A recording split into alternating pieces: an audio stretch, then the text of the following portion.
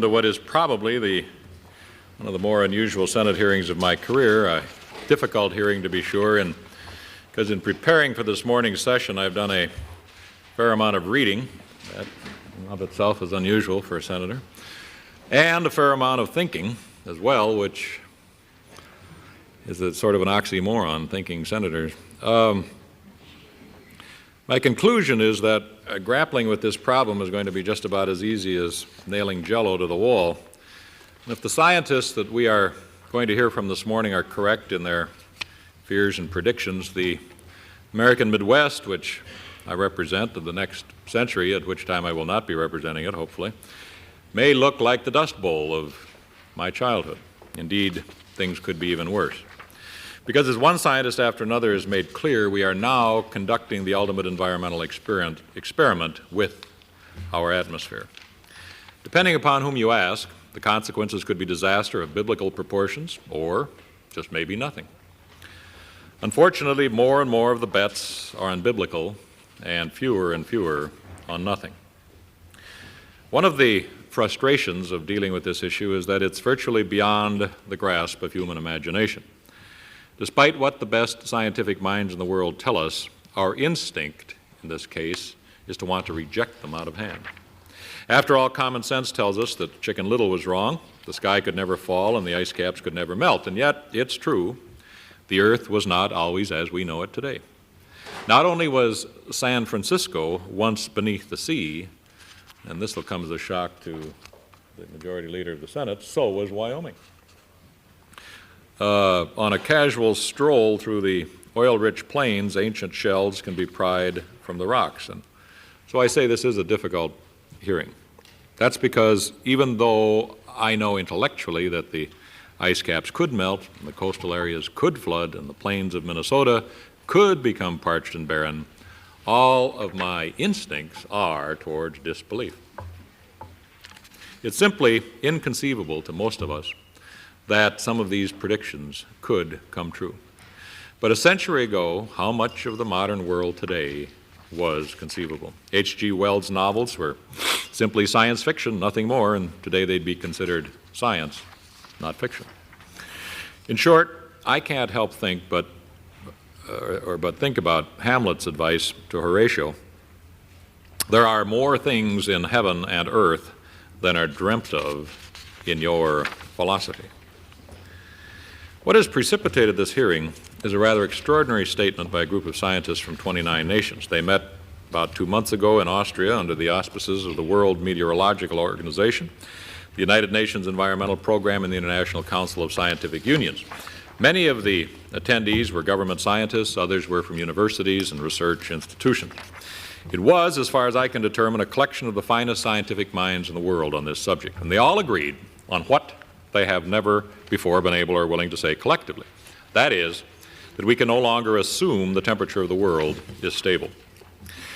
There have been previous Senate hearings on this subject, but the last of them was back in 1979, my first year in the United States Senate, my first year on the Governmental Affairs Committee, and my first impression of the problem, thanks to Abe Ribicoff. Since then, we have learned a great deal. As I understand it, the level of confidence in the predictions of global warming is greater than ever before. Also, we have significantly increased our understanding of the possible consequences. Unfortunately, the progress in both of these areas is more likely to aggravate our fears than calm them. But we have also learned that there are solutions other than a freeze on industrial or technological progress. In 1979, solutions were generally limited to reducing or eliminating the burning of fossil fuels. Frankly, that is one of the burdens of the issue. It raises the specter of having to return to pre-industrial times in order to implement a solution. But that is no longer the case. We now know that progress could be made by controlling other gases, oxides of nitrogens, CFCs, methane, to name but three.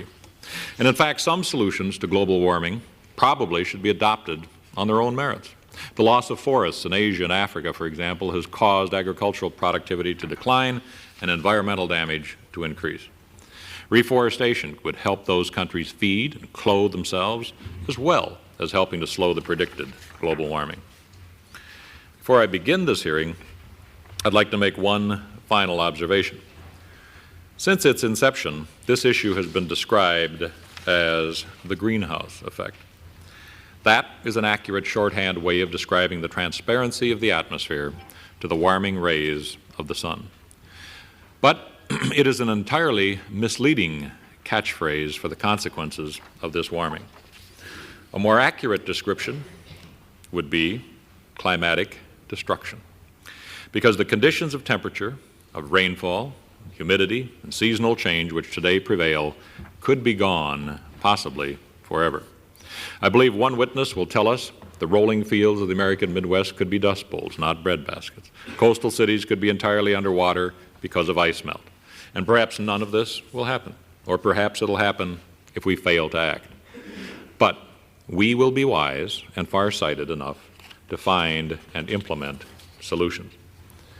Having already slowed progress by talking more than I should have, perhaps we should now start this hearing so that we can address some real solutions. Before I do, let me turn to my colleague from Montana and the ranking member of our subcommittee and see if Max has any Thank you, Chairman. comments. Chairman, this is obviously a very important hearing on a very important subject. There's been a lot written about the greenhouse effect, a lot of discussion about potential problems of adverse climatic conditions. If the assertion is correct, it is my hope that today will be a continuation of increasing the public dialogue of the potential problems of that problem. The more that not only members of Congress but the public better understands what's at risk here, the more likely it is that not only this Congress but the country will find some solutions. Now, I'm sure that some of the problems of the effect are not well documented, they're not well understood, but enough is well documented, enough is well understood in order for us to try to take some concrete steps forward. And I know by the witnesses that we have before us today that we'll take some steps in that direction. It is a challenge before us to not stop there, but to continue moving so that we try to solve some of these problems before they get worse. Look forward to the hearing. Max, thank you. Our colleague from North Dakota, Quentin, you've been around a little bit longer than the rest of us. Do you have some observations as we begin this hearing? Start the witnesses. Great. There is true wisdom. Our first witness is our colleague, Senator Albert Gore from Tennessee. Al, thank you very much for being here. And your full statement will be made part of the record, as is your record of commitment to dealing with these kinds of issues.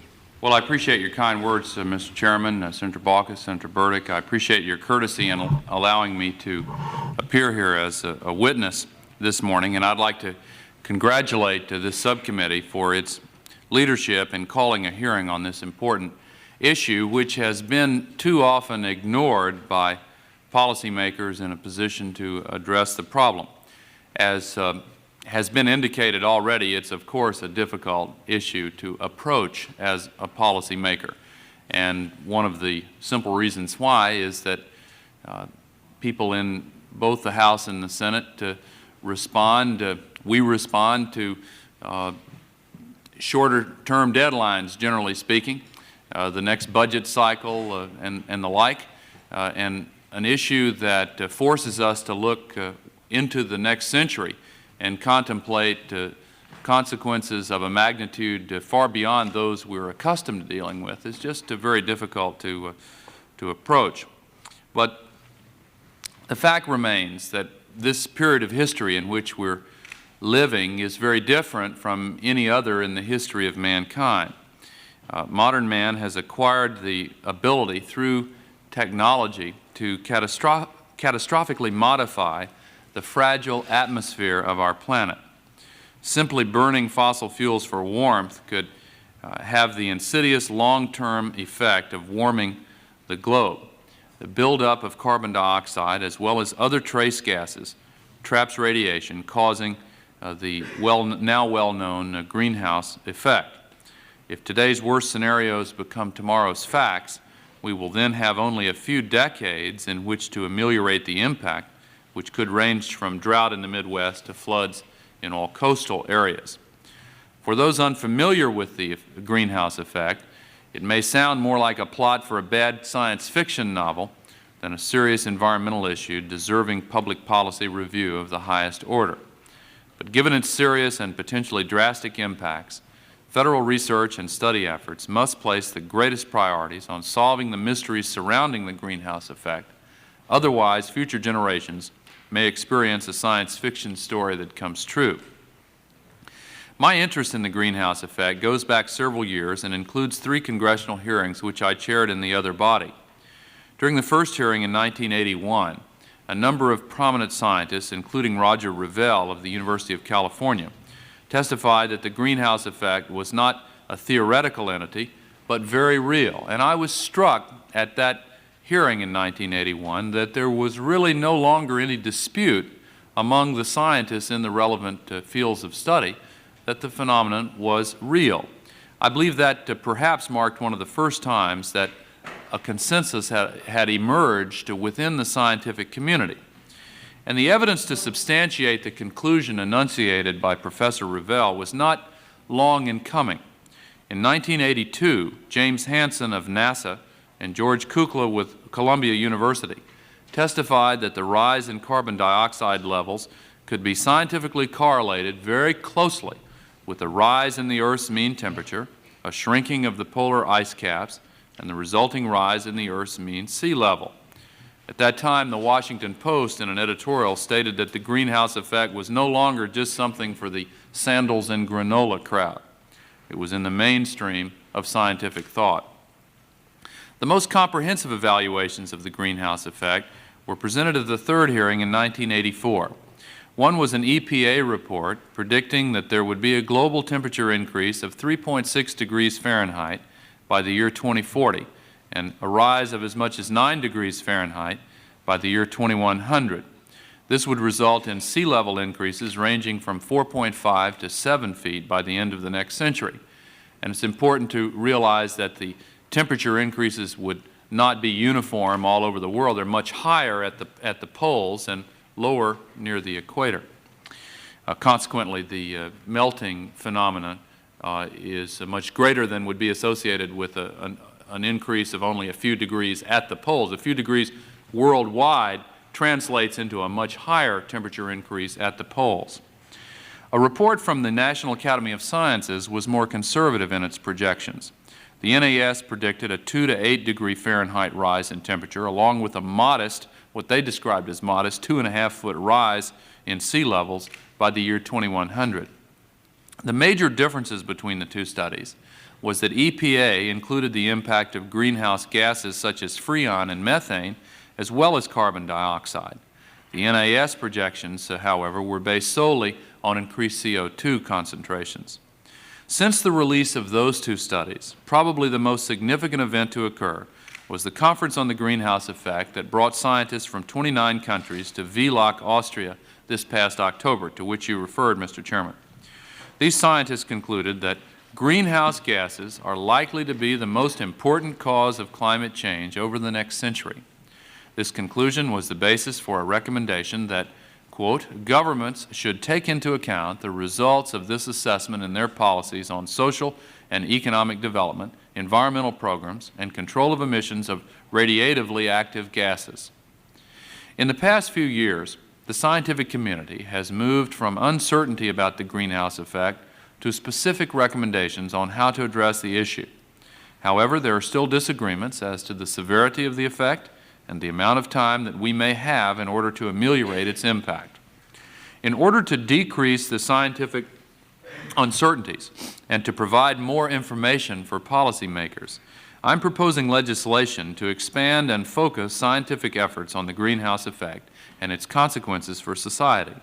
The legislation would call for the establishment of an international year of scientific study of the greenhouse effect and would request that the President take steps to begin this worldwide cooperative investigation.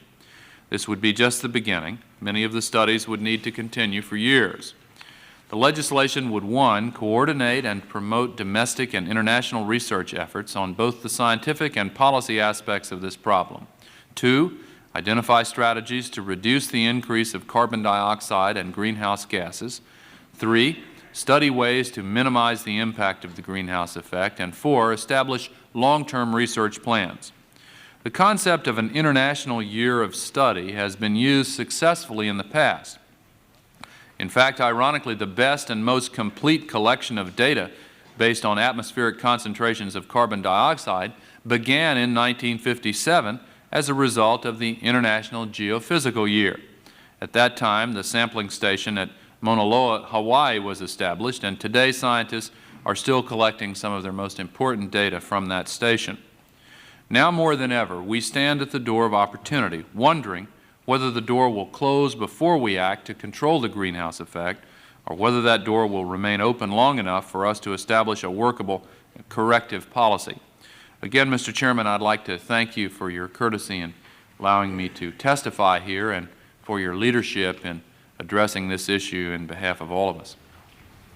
Well, thank you very much for your thoughtful statement and for reminding us, all of us, in the context of the realities of the pressures emanating from having today and passing on the bill to tomorrow, and the pressures of satisfying today's special interest and without any consideration of the consequences of generational equity. I'm glad you're in the Senate. Quentin, do you have questions you'd like to ask our colleague? Well, I have some questions. How long have we got? Well, the scientists who will later testify can provide better speculation on that than I can, but let me summarize for you briefly what they have said during the hearings that I had on this subject. There's probably more dispute about the time frames involved than about any other aspect of this. There's one thing on which virtually all scientists agree. The effect is real. We can't wish it away. We can't pretend that it doesn't exist. It is real. It can be proven scientifically. The magnitude of its impact and the time frame during which the impact will be felt are both cloaked in uncertainty, partly because of a lack of scientific knowledge due to the fact that we haven't concentrated a research effort in these areas. Specifically, we don't know, I'm told, what reactions might take place in the cloud system, just to take one example, and how that would interact with the forces producing this phenomenon. But such efforts should be the object of intensive research. But to specifically answer your question, the earliest estimates indicate that the effects could begin to be felt early in the next century. Al, would you like to join us for some time? I know you probably have other commitments this morning. I appreciate the if offer. You'd like to join us for some such time as I can, I would like very much to. Please. Thank you. I don't know if Max had any. Okay. All right. Our next witness is Dr. Carl Sagan of Cornell University, a man who needs no introduction. He comes to us today from the Center for Radiophysics and Space Sciences. We welcome you, and we're very pleased that you would take the time out of your schedule to come to a place like Washington, where everything seems to be living in today and not in tomorrow, to share with us your particular view of how our past and our present may well affect our future. Carl, thank you very much.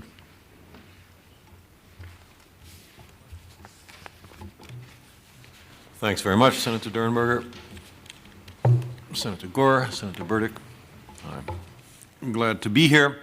As I understand my function, it is to give some sense of what the greenhouse effect is, to try to say something about greenhouse effect on other planets, to again underscore that this is a real phenomenon, and then perhaps I can take the liberty to say a few remarks about what to do about it.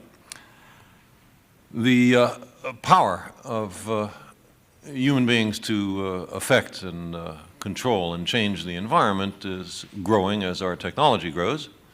And at present time, we clearly have reached the stage where we are capable, both intentionally and inadvertently, to make significant changes in the global climate and in the global ecosystem.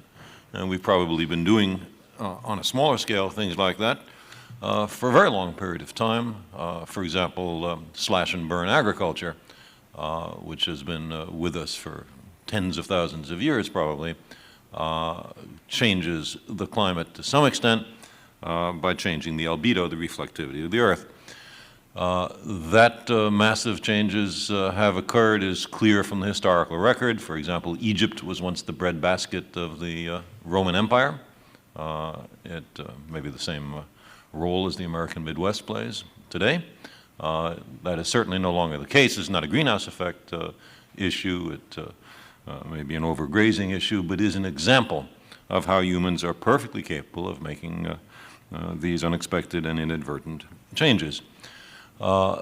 Because the effects occupy more than a human generation, there is a tendency to say that they are not our problem.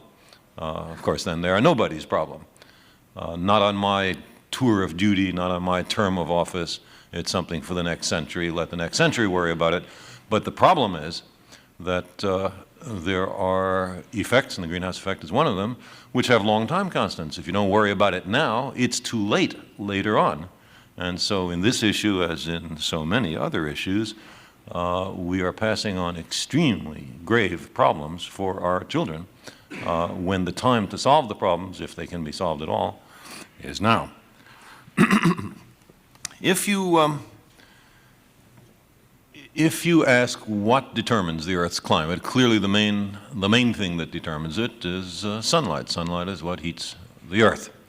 Not all the light that arrives at the Earth from the sun goes to heating the Earth. Some of it is reflected back. It's just the part that is absorbed. And what happens is there's a certain rate at which sunlight is absorbed by the Earth's surface, and there's a certain rate at which the Earth's surface radiates to space. What comes from the sun is in the ordinary visible part of the spectrum that our eyes are sensitive to. What the Earth radiates into space is in the infrared part of the spectrum, longer waves than red, that our eyes are not sensitive to, but it's as legitimate excuse me, a form of light as the kind that we're used to. Now, if you calculate what the temperature of the Earth ought to be from how much sunlight is being absorbed, equaling how much infrared radiation would be radiated to space, you find that the Earth's temperature, by this simple calculation, is too low. It's about 30 centigrade degrees too low. And why is it too low? It's too low because something was left out of the calculation. What was left out of the calculation? The greenhouse effect. The air between us is transparent, except in Los Angeles and places of that sort, in the ordinary visible part of the spectrum. We can see each other. But if our eyes were sensitive at, say, 15 microns in the infrared, we could not see each other. The air would be black between us, and that's because, in this case, carbon dioxide. Carbon dioxide is very strongly absorbing at 15 microns and other wavelengths in the infrared. Likewise, there are parts of the infrared spectrum where water vapor absorbs, where we could not see each other if we were only as far apart as we are in this room. If you add these infrared absorbing gases to a planet, then what happens is the sunlight comes in as before, but when the surface tries to radiate to space in the infrared, it is blocked, it is impeded by the absorbing gases. And so the surface temperature has to rise so that there is an equilibrium between what comes in and what goes out. So this is the greenhouse effect. It is a misnomer for more reasons than one. It's a misnomer in particular because that's not how the florist greenhouse works, but that's a very minor point. There are other gases which absorb in the infrared, many of which have been mentioned already: nitrous oxide, methane, the halocarbons, and these are products partly of agriculture. It's fertilizers, refrigeration, aerosol spray cans, and so on, all products of our technology. We don't generate much water into the atmosphere, but we certainly do generate a great deal of carbon dioxide through the burning of wood and fossil fuels, an apparently benign activity. Who could object to humans burning oil and coal, gas, and wood? I'd like to stress that the greenhouse effect makes life on Earth possible. If there were not a greenhouse effect, the temperature would, as I say, be 30 centigrade degrees or so colder, and that's well below the freezing point of water everywhere on the planet. The oceans would be solid after a while. A little greenhouse effect is a good thing. But there is a delicate balance of these invisible gases, and too much or too little greenhouse effect can mean too high or too low a temperature. And here we are pouring enormous quantities of CO2 and these other gases into the atmosphere every year with hardly any concern about its long-term and global consequences. Now, certainly not all aspects of how increased CO2 and other gases into the atmosphere affect the climate are known. There are still many uncertainties, although the overall picture is, I think, quite clear and quite widely understood and accepted. But there are questions about aerosols, about clouds. You heat up the Earth, how much increase or decrease in cloudiness is there? How does that change the albedo or reflectivity of the Earth? There's questions about the ocean and its response time to an increase in CO2. There are feedback effects. And therefore, it is certainly worthwhile to spend some additional money on further research on the subject. Another point is that the significant temperature changes on the Earth between ice ages and out of ice ages, glacial and interglacial time periods, seems to be connected with quite small changes in the amount of sunlight that reaches the Earth due to changes in the Earth's orbital properties, and that is a suggestion that the Earth's climate system may be very delicately dependent on the sorts of factors that we're talking about here, and that's why it makes sense to study past climatic change on the Earth as an attempt to obtain some calibration. Another source of calibration is the other planets. Every planet with an atmosphere has some degree of a greenhouse effect. The most spectacular case by far is the greenhouse effect of Venus. It's the nearest planet. It's a planet about the same mass, radius, density as the Earth, but it is spectacularly different in several respects, one of which is that the surface temperature is about 470 degrees centigrade, 900 Fahrenheit, and that enormous temperature is not due to its being closer to the sun, because Venus is surrounded with bright clouds, and in fact, because it reflects so much light back to space, if that's all that was happening, it would be cooler, not warmer, than the Earth. The reason for this absurdly high temperature on the surface of Venus, which is well understood. I mean, Soviet spacecraft have landed on Venus and, in effect, stuck out a thermometer. There's no doubt that the surface temperature is very high, and later U.S. spacecraft have as well. The reason is a massive greenhouse effect in which carbon dioxide plays the major role. Now, the amount of CO2 in the Venus atmosphere is much larger than here. The atmosphere is almost entirely carbon dioxide, and there's 90 times more of it there than here. But it is an indication of what can happen in an extreme case. You look at Mars or Jupiter or Titan, the big moon of Saturn, and you have additional examples of greenhouse effects, different gases, different amounts of sunlight reaching the surface, different planetary albedos and cloudiness, and in all those cases there is also a greenhouse effect. In addition, it has been possible to calculate those greenhouse effects fairly accurately, so that the kind of theoretical armamentarium which is used to calculate the greenhouse effect changes on the Earth is also used for other planets and therefore can be calibrated to some extent against those other planets. If we keep coming out with the right answer in all those different cases, then probably we understand fairly well how greenhouse effects work.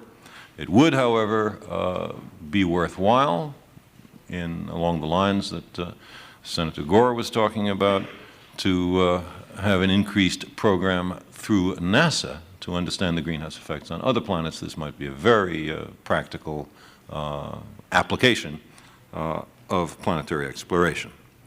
As you've heard, the best estimates, they certainly have some uncertainty attached to them, are that at the present rate of burning of fossil fuels, the present rate of increase of minor infrared absorbing gases in the Earth's atmosphere, that there will be a several centigrade degree temperature increase on the Earth, global average, by the middle to the end of the next century, and that has a variety of consequences, including redistribution of local climates, and through the melting of glaciers, an increase in global sea level. There is concern on a somewhat longer time scale about the collapse of the West Antarctic ice sheet and a general rise of many, many meters in sea level. So we have a kind of handwriting on the wall. Certainly there's more research to be done, but as I say, there is a consensus. What can be done about it? The idea that we should immediately stop burning fossil fuel has such severe economic consequences that no one, of course, will take it seriously. But there are many other things that can be done. One has to do with subsidies for fossil fuels. More efficient use could be encouraged by fewer government subsidies. Secondly, there are alternative energy sources, some of which are useful, at least locally. Solar power is certainly one that might be of more general use. Safe fission power plants, which are in principle possible. And then on a longer time scale, the prospect of fusion power. Fission and fusion power plants, in principle, vent no infrared active gases, and therefore, whatever other problems they may provide, they do not provide a greenhouse problem. I'd like to close by just saying a few words on the kind of perspective that this problem, as related problems, pose to us. Here is a problem which transcends our particular generation. It is an intergenerational problem. If we don't do the right thing now, there are very serious problems that our children and grandchildren will have to face. It is also a global problem. It is no good if just one or two major industrial nations take major steps to prevent a major increase still further in CO2 and other greenhouse gases, because other nations may, through their industrial development, cause the problem by themselves. And not to say that this is inevitable, but just to give an example. The largest coal reserves on the planet are the United States, the Soviet Union, and China. China is undergoing a very major industrial development. And the burning of coal is certainly something that must be very attractive for the Chinese looking into the future. I would say that there is no way to solve this problem, even if the United States and the Soviet Union were to come to a perfectly good accord on this issue without involving China and many other nations that will be developing rapidly in the time period we're talking about. So here is a sense in which the nations, to deal with this problem, have to make a change from their traditional concern about themselves and not about the planet and the species, a change from the traditional short-term objectives to longer-term objectives. And we have to bear in mind that in problems like this, the initial stages of global temperature increase, one region of the planet might benefit while another region of the planet suffers. And there has to be a kind of trading off of benefits and suffering. And that requires a degree of international amity which certainly doesn't exist today. I think that what is essential for this problem is a global consciousness, a view that transcends our exclusive identifications with the generational and political groupings into which by accident we have been born. The solution to these problems requires a perspective that embraces the planet and the future, because we are all in this greenhouse together. Thank you, Mr. Chairman. Well, thank you very much. Just a frustration on international amity. Some of us made a brief trip in August through Sweden, Switzerland, Germany, and then I went into Poland, and concerned about what we call acid rain and some of those consequences. And as I went, the urge in me for some forum for international amity, it kept crying out, particularly when I got to Poland, which is the home place of my mother's side of my family, and to see the self-destructiveness of that economy and on the people of that country, and the lack of amity on the part of the Czechs and on the part of the East Germans. And it's just a frustrating experience. All of you must experience it every day of your lives. And I hope there is an answer in something other than legislation. But it is your concerns and those of many of us, people who are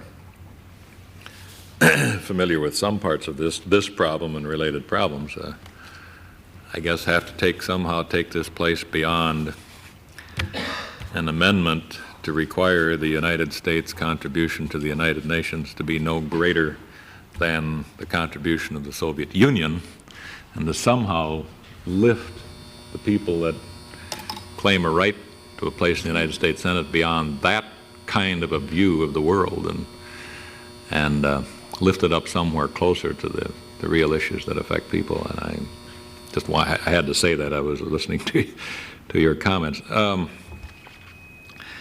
Let me ask you, and I intend to ask the other witnesses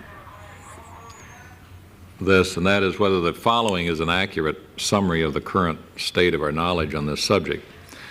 Now, for the first time, there is international scientific consensus that global warming can and will occur. While there are still uncertainties surrounding these predictions, it runs in both directions. That is, while global warming could be less than expected, it is at least as likely that it will be much worse. Third, all predictions are based on the assumption that a new man-made atmosphere will behave in the same way that natural atmospheres have in the past. Fourth, global warming, much like fever in a human being, is serious in itself, but is also a symptom of massive perturbation of the natural, physical, and chemical processes. And fifth, relatively painless actions can be taken which would slow the warming trend. For example, the use of CFCs and spray cans could be banned throughout the world. Maybe. Cars and trucks could be required to meet stringent carbon monoxide standards, such as those in the United States. Again, maybe, depending on our international amity. And forests can be reseeded. Is that a fairly accurate summary of the current state of our knowledge? The only statement in there that I would have some quibble with is the one which goes that scientists are assuming that the atmosphere with the increased infrared absorbing gases in it will act the same as the present atmosphere. I don't believe there's any such assumption. There are calculations from first principles, but apart from that, what you read seems. Yeah. You were invited to testify because you're something of a scientific generalist, and one of your best qualities is the ability to explain complex scientific issues in a way the layman can understand, and you have also worked on a variety of these issues. One scientist who works in this field was recently asked why he was devoting so much time and attention to it when there seemed to be more urgent problems, and his response was that in his judgment, climate alteration was the most serious threat to humanity and global peace short of nuclear war. Those seem like strong words even from a person who's committed his entire life to the problem. You are more of a generalist than the person I'm quoting, and you have spent time considering the implications of other threats, including nuclear winter, in the context of potentially cataclysmic events. How would you score climate alteration?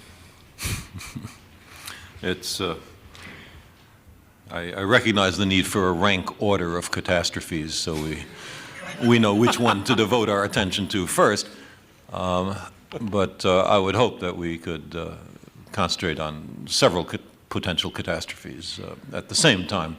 Which two or three? I certainly agree with your anonymous informant that nuclear war is far and away, heads and shoulders, the most dangerous threat to the nation and the world and possibly the human species. I also agree that the sorts of climatic effects that we're talking about today are very serious because they have global purview and because they are so intimately tied to something which we are so reluctant to give up for clear economic and other reasons, namely the burning of fossil fuels. In 1945, after the first nuclear explosions, Einstein said that everything had changed except our way of thinking, a remark that certainly is still applicable today, and I think is applicable to this particular issue. And that's what I was trying to stress in my testimony, that there is a kind of global and intergenerational thinking that is essential for dealing with these problems, the nuclear war issue as well, and other candidate catastrophes like AIDS and other new epidemic diseases, all of which cannot be resolved except on an international global basis. The eradication of smallpox, for example, to take a successful example, was done at the expenditure of a few tens of millions of dollars by a planetary effort by the medical community, and is an example of a problem that certainly was considered very difficult some 1,000 years ago, that is now it's completely gone. There are no more cases of smallpox on the planet. So it's a reminder to us that these problems can be solved, but not if we persist in keeping to our narrow frames of interest in space and in time. Thank you. Mac? Dr. Sagan, a lot has been written about, a lot of people have spoken about some of the adverse effects of increased carbon dioxide and other gases. Are there any benefits? That is, one can argue that in some of the colder climates of our country, warmer temperatures would help. Well, having just come from upstate New York, I know what you mean, Senator Baucus. The distinguished scientists who will follow me on this panel would be better qualified than I to answer that question, but it is clear that increased carbon dioxide for many plant species produces a more luxuriant growth. That's true both of crops and of weeds, but that might be considered a benefit. Also, the one that you just talked about, there are places that are cold which will be happy to be warmer. There are places that have a moderate climate that will be unhappy about being warmer, and that's that balancing out of pluses and minuses I was talking about before. But I don't think anybody will be happy about the inundation of all the coastal cities on the planet, except, I suppose, the people who live on the new coastlines, who will be delighted to have boat traffic. Yeah. Is there any difference of opinion at all within the scientific community over this trend. That is, with increased carbon dioxide and other gases building up, that by sometime next century, say year 2075, year 2080, that Again, the overall temperature will have increased X number of degrees Fahrenheit. Defer to Drs.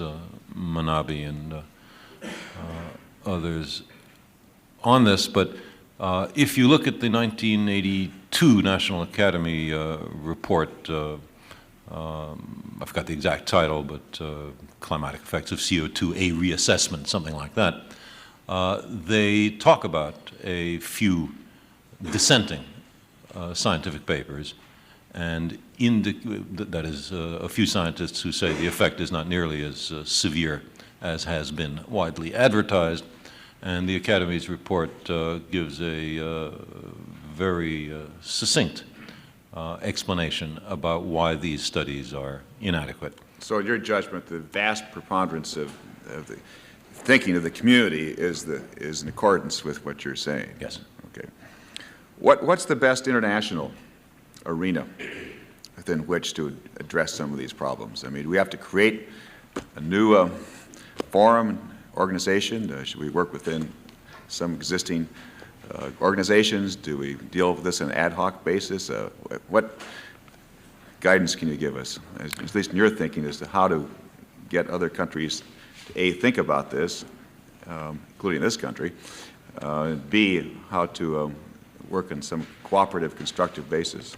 Well, it seems to me that that the situation has to be arranged that everyone benefits. And a developing country that is being asked to forego readily available supplies of fossil fuels has to be given something of value in exchange.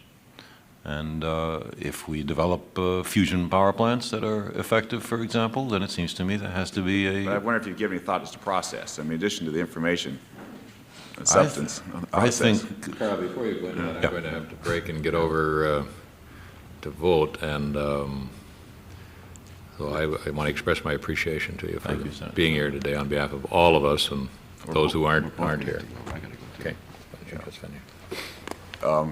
I've got to leave too. I mean, Okay, well, I didn't have a good answer anyway. So. well, you have about 50 minutes to think about it. We'll recess the hearing. Thank you very much for coming.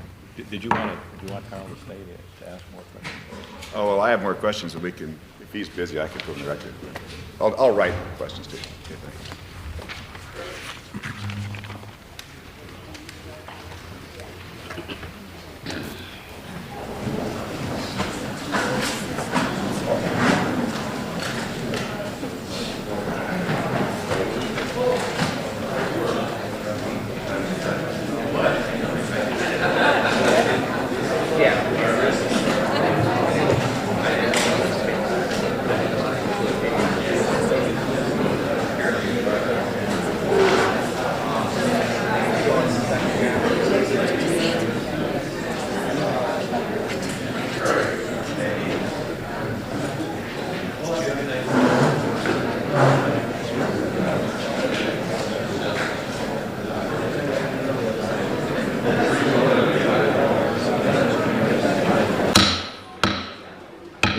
Come back to order. Undoubtedly, it's going to be disrupted again. We, overnight, discovered 41 amendments to the continuing resolution, which the Senate has once again risen to the occasion.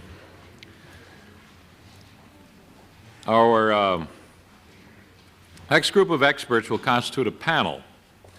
It will consist of Dr. Ralph J. Cicerone, the Director of the Atmospheric Chemistry and Aeronomy Division of the National Center for Atmospheric Research.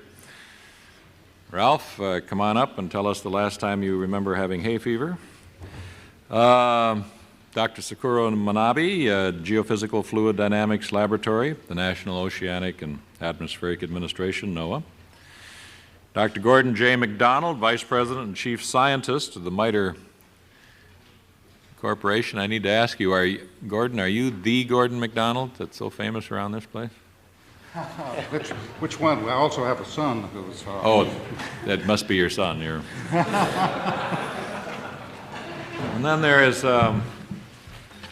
Dean Abrahamson, who first pricked my conscience on the environment 20 years ago now, as the first of a small group of, quote, environmentalists, end quote, which we didn't know much about in the public policy arena in Minnesota, of all places, in the mid-'60s, who's been a professor at the Humphrey Institute in Minneapolis for 8 years, and co-chairs the All-University Committee on Environmental Quality, teaches energy policy, director of the Institute's Global Environmental Policy Project, is an advisor to the Royal Institute of Technology in Stockholm, which is important for Minnesotans to do. And we welcome all four of you and your statements, which will be made part of the record, and we will proceed with Dr. Ralph Cicerone. Thank you, Mr. Chairman, for the invitation to be able to speak with you on this issue. With your permission, I would like to append, I think, 4 technical appendices to the material that I'm submitting to you today. Without objection, that is appropriate. And you might pull your microphone in the general direction of your... Also, with your permission, what I'd like to do is to paraphrase and jump in and out of my written testimony to try to go as quickly as I can. Please do. My main point today will be to try to summarize for you information that we have on other gases besides carbon dioxide, whose effects are additive from the point of view of the energy balance of the Earth, that is, additive in the direction of warming. I'll describe some of the properties of those substances, what we know about them, and a few things we don't know. And I'll try in my own words to give you an idea of the dimensions of the global issue that we're looking at, namely that the forcing of this radiation on the Earth's energy system is unprecedented in recorded or measured history, and also in what we can deduce between interglacial warmings. Dr. Sagan has already spoken about the atmospheric window, which is a peculiar property of the gases in the air today, that there is a region of wavelengths between about 7 and 13 micrometers wavelength where the air is really relatively transparent. This window has been known about theoretically based on the properties of the chemicals in the air, what we can measure in the laboratory. But its existence is also proven from satellite measurements looking down on the Earth and other ways of observing the Earth's atmosphere. This is not a hypothetical phenomenon. And its special importance is that over 25% of the radiation that escapes to space and a much higher fraction from the top of the atmosphere leaves through this window region. So that if one were trying to change the Earth's climate intentionally, if you take that point of view, one would have to look for leverage of that sort, or the type that Dr. Sagan mentioned, changing the reflective properties of the Earth's surface by changing land use patterns, for example, from forests to deserts. Another strong lever we have over the Earth's climate is this atmospheric window region. Well, how would one go about trying to change the energy balance of the Earth? In my testimony, I point out that all the energy usage on an annual basis by humans is less than 1/10,000th of the rate at which energy reaches us from the sun. Just to give you an idea of the magnitude, we couldn't go out and simply burn things and try to make the Earth warmer. The numbers don't add up. The window region of wavelengths gives us this leverage. Well, what are the properties of chemicals that can work toward that task? We need chemicals, if one were to try to do this now, that absorb radiation in that special wavelength region rather strongly, and which don't overlap with wavelengths that are already rather absorbed. As Dr. Sagan gave us this graphic description of air looking black at 15 micrometers, you wouldn't want to waste your absorbers on wavelength regions that were already absorbed. You'd look for chemicals that absorb in between in that window region. Secondly, you'd look for chemicals that can last once they're out in the atmosphere. Why do you want the chemicals to last? So that you can only use a pinch of them to get some leverage, that you can build up reasonable concentrations in the air with relatively small amounts of chemicals, and so that global coverage would be attained, so that, for example, a chemical released in Stockholm can survive a matter of a year or two to make its way to the southern hemisphere to create a more or less global effect. Well, that's what we're dealing with many of these other gaseous chemicals, and the ones I would list briefly today would be several chlorofluorocarbons and chlorocarbon gases that are synthetic, nitrous oxide, which is laughing gas, a rather natural chemical really, methane, which also has some of its presence due to natural activities, and ozone in the lower atmosphere. Of those, the chlorofluorocarbons stand out in several ways. First of all, they are the longest lived. Some of them are now proven to be able to exist in the air once they're airborne for over 100 years. Others in tens of years, a couple of them in multi-hundreds of years. Their sources are the easiest to understand because they're synthetic. We know where they're coming from. We know why they were invented, where they're produced, in what quantities, how they're used, how the usage patterns are changing, that the United States initially was responsible for more than half of the production, usage, and applications of these chemicals, but that fraction is now well less than half due to the adoption of these very useful chemicals worldwide for a number of applications, such as refrigeration, as well as aerosol propellants and solvent usages, specialty applications, foam blowing, and so forth. We know how fast those chemicals are building up in the atmosphere. The rates of increase have slowed down to of order 5% per year increases, so that on a percentage basis, these chemicals are building up far faster than any of the other ones that we'll mention, including carbon dioxide. Their concentrations are the lowest of all the ones we'll speak of, but their infrared absorbances are very high indeed. In the case of nitrous oxide, we're really unsure as to why it's increasing, but we know that it is increasing in concentration globally at a rate which sounds rather small, only about 0.25% per year. And if you think in terms of inflation, economic inflation, that's a small number. But what's interesting about nitrous oxide is that that very small rate of increase tells us that the whole global nitrogen cycle, this nutrient cycling globally, may be rather strongly out of balance. We can prove that even at that small rate of increase, it tells us that whatever the sources of nitrous oxide are, they are about 25% higher now than the unperturbed natural sources. We think that the two candidates for the nitrous oxide increase are combustion of nitrogen-rich fuels and the microbiological transformations of nitrogen fertilizer applied in agricultural settings, both nitrification and denitrification of nitrogen fertilizers. Atmospheric methane is, I think, more dramatic and more vexing right now than the others because its sources are not very well quantified.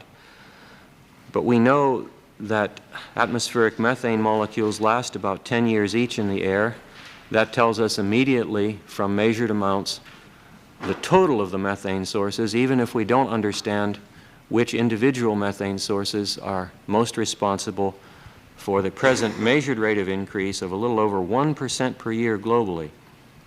The key candidates that we believe are forcing this methane increase are increased rice agriculture, multiple cropping, which of course keeps the soil underwater perhaps 8 months a year instead of 4, increased population of ruminant animals, increased rates of biomass burning, largely tropical forest clearing for agriculture, increased coal mining, mineral exploration, natural gas transmission and mining.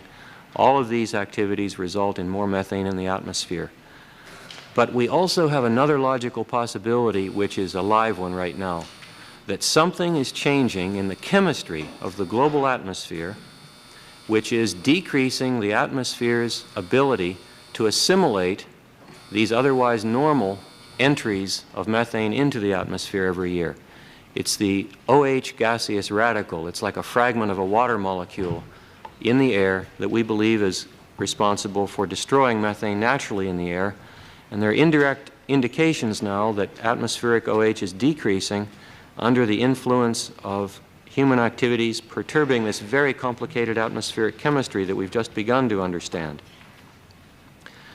I'd like also to mention atmospheric ozone because the complications of atmospheric chemistry really confront us here. We now know that atmospheric methane, or ozone, is decreasing in the upper stratosphere. It appears to be increasing in the lower stratosphere, that's above the weather systems, and it also appears to be increasing where it's a most potent greenhouse gas in the troposphere, the region of atmosphere closest to us. We believe that the increase is due to anthropogenic nitrogen oxides and hydrocarbon gases, but the quantitative information is quite lacking here, so that prediction of future trends is very difficult. I've covered a lot of this material in the technical appendices which I've contributed. I'd like to close just trying to describe the dimensions of these effects a little more clearly. I think we've been focused too much on a doubling of carbon dioxide as the only thing to be concerned about. There will be climate effects which will probably be distinguishable by scientists and felt by humans before there's a doubling of carbon dioxide, and that's certainly before the middle of the next century. The time lags, of course, have to do with oceanic heat uptake and several other phenomena that have already been discussed. But the added radiative forcing of these other trace gases will bring on each of these effects earlier than if we were simply to wait for carbon dioxide to increase. There is no recorded information or even any theory that says that the sun has changed enough in the last 100,000 years in any sustained way to alter the energy balance as much on the income side as these trace gases are already doing on the output side. I think that should give us pause for concern that natural variability of the sun is smaller than the forcing contributed by humans now. And I've already mentioned that the total effect of carbon dioxide and the trace gases on decreasing the outgoing energy to space. Go over and vote. And, that's the end of my statement. okay. Thank you very much. My apologies to the other witnesses.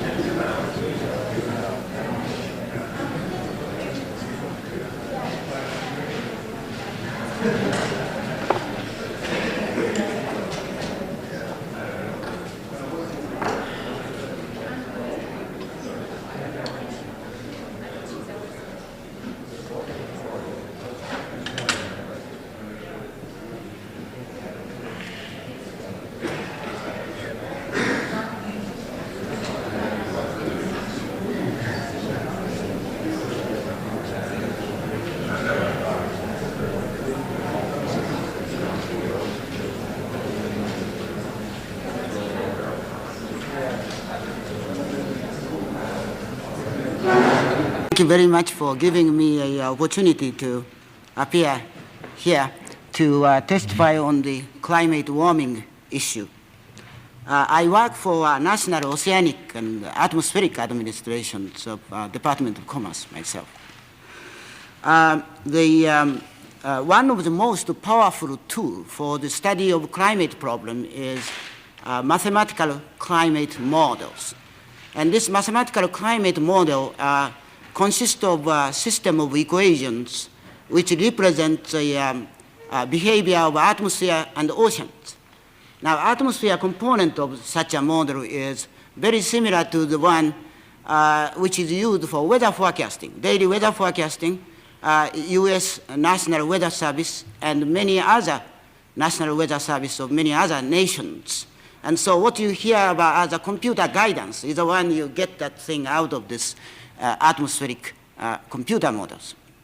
Now, we have known this kind of model, which uses present supercomputer, can reproduce the major, mimic the behavior of the atmospheric circulation, and can simulate the geographical and seasonal variation of climate very well. Also, these models seem to be able to simulate past climate, such as last glacial maximum. So encouraged by this success, we have used this model for wide variety of climate problem, including the problem of greenhouse gases and climate warming connection problem.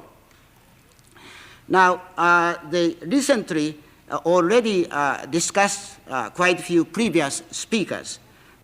The international conference was organized jointly by United Nations Educational Program and World Meteorological Organization and International Council of Scientific Unions, assembling these experts, discuss the climatic change due to greenhouse increase and its associated impact. I was one of the participants of this meeting. The executive summary of conference report concludes that if present trend continue, the combined concentration of carbon dioxide and other trace gases in the atmosphere would be radiatively equivalent to doubling of carbon dioxide from pre-industrial value, possibly as early as year 2030. What this means that CO2 equivalent of greenhouse gases will double from pre-industrial value somewhere maybe 40, 50 years from now. As this is discussed earlier by Dr. Cicerone, and based upon the result from most advanced climate model, the report states that the climate warming due to the doubling of these greenhouse equivalent, CO2 equivalent gases will be something like 3 to 2.5 to 8 degrees, concurring earlier statement made by US National Academy of Science. The report cautioned, however, that the value outside this range cannot be excluded between the present imperfection of the models. And the warming will be further delayed by several decades by the thermal inertia of oceans. Nevertheless, it is highly likely from these estimates that the warming of something like 2 to 8 degrees Fahrenheit will be reached in the second half of next centuries. And the report noted that a climate change of that kind would have far-reaching impact on human life and planet ecosystem. At the Geophysical Fluid Dynamics of NOAA, I have been working on this problem past 25 years. You wonder how come you spend so long on this problem? It's very painstaking, long-term process to improve these mathematical models. And anyway, one of the results from obtained from these climate model, obtained from at our laboratory and other institutions, this climate change is not very uniform. It's far from uniform geographically. It has a particularly large warming in high latitude during winter, making a severe winter less severe in Canada and Soviet Union in winter. The other consequence may be, which model indicate, is a reduction of sea ice coverage over Arctic Ocean and circumtarctic oceans. This is another consequences which model indicate. In the tropics, warming would be smaller. But you know, well, tropics is already hot enough, so I don't know whether that implies any consolation to us. The other indication of climate model is that the atmosphere in the warm and CO2-rich world, air can contain much more moisture in there, so that warm, moisture-rich air can penetrate into high latitude and then drop precipitate there. So that this increase very substantially the runoff, annual mean river runoff over northern Canada and northern Siberia. And this probably have very interesting implications. Other result of climate model is reduction of soil moisture over extensive regions of mid-continental region over North America and Eurasian continent. For example, over Great Plains, this kind of soil moisture reduction is characterized by dry soil, reduced cloud cover, and hot air temperature. which resembled the Dust Bowl period, situation in Dust Bowl period in 1930s, when northern hemisphere average mean temperature was significantly above normal values.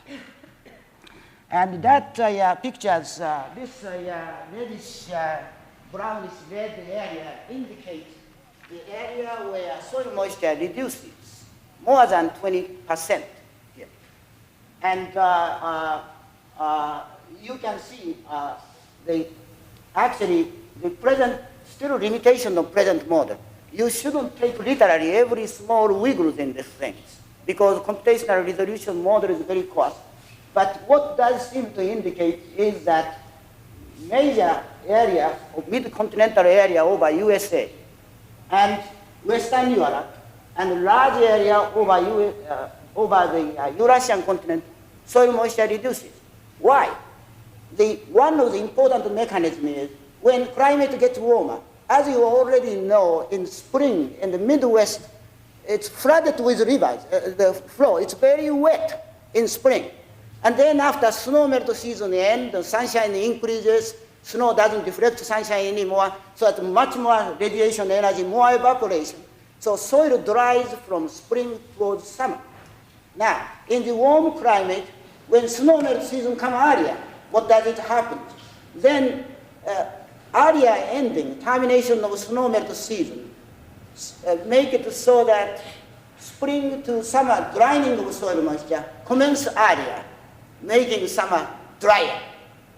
The other mechanism is that it's involved a little bit to explain it, but I better come here. Hey, you need to use the microphone if you want to be on C-SPAN. The other effect is that, sorry about that. The other effect is that also spring rainy period end earlier, which again makes this summer drying begins earlier, so that makes summer soil drier. So these are rather robust phenomena which may not depend upon the detail of the kind of warming. Of course, there is major uncertainty remains, as pointed out by earlier speakers, in the estimate of climate change due to the increase of greenhouse effect. For example, it is difficult to determine with confidence the delay in climatic response due to the thermal inertia of ocean. How much climate will delay by oceanic thermal inertia? And this is because development of ocean model, we don't use ocean model for ocean weather predictions. So meteorologists have the advantage. The development of ocean model is still early stage of development. Another thing, basic reason why we have to say 2.5 to 8 degrees Fahrenheit seems to be very wide range, depending upon which one you believe. This assessment of this effect is quite different. Is because of our ignorance, our inability to model cloud cover, interaction between cloud cover and radiation. And you can see how difficult it is to put the cloud cover in mathematical model, such a nebulous problem here. And so these cloud cover and ocean are the topics which is chosen by World Climate Research Program as two of most important research topics for the studying next decade or so. You get me very interested when I see the possibility that in the Red River of the North and the Yes. Lake Agassiz Basin, the 35-mile radius in the wheat heart of North Dakota and Minnesota, that we might not have floods. But then it bothers me that we might have more than 5 tons per acre of soil blowing from one state to the other because That's it gets possible, drier and yeah. drier, and we Now, we one lose thing the you have wheat to, basket both in our country, and we lose it in Central Europe, and we lose it in the Soviet Union. yeah. Now, one thing, however, you have to remember is that it gets wetter in winter. Wetter in winter. Winter in our model. Model indicates it's getting wetter in winter. So this is something to consider in connection with water management in middle latitude. Now, after listening to my presentation, you may wonder whether climate may have already changed due to the past increase in greenhouse gases. This is a natural question you would ask. The BRAC conference report noted that global mean temperature has increased by about 3 to 7 tenths of degrees centigrade, which is about 0.5 to 1.3 degrees Fahrenheit during last 100 years.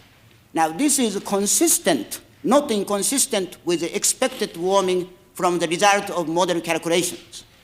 But BRAC conference could not prove that this is due to greenhouse warming because we don't know, as pointed out by earlier speaker, exactly how much was solar constant was really constant, or how the stratospheric loading of aerosol has changed during last 100 years. And these information are so inaccurate that we can't prove scientific rigorous manner that perfect past warming is attributable to greenhouse warming yet. Now, to detect future change of climate due to greenhouse gases, it is imperative that we monitor the basic variable describing climate, as well as factors that can cause its change.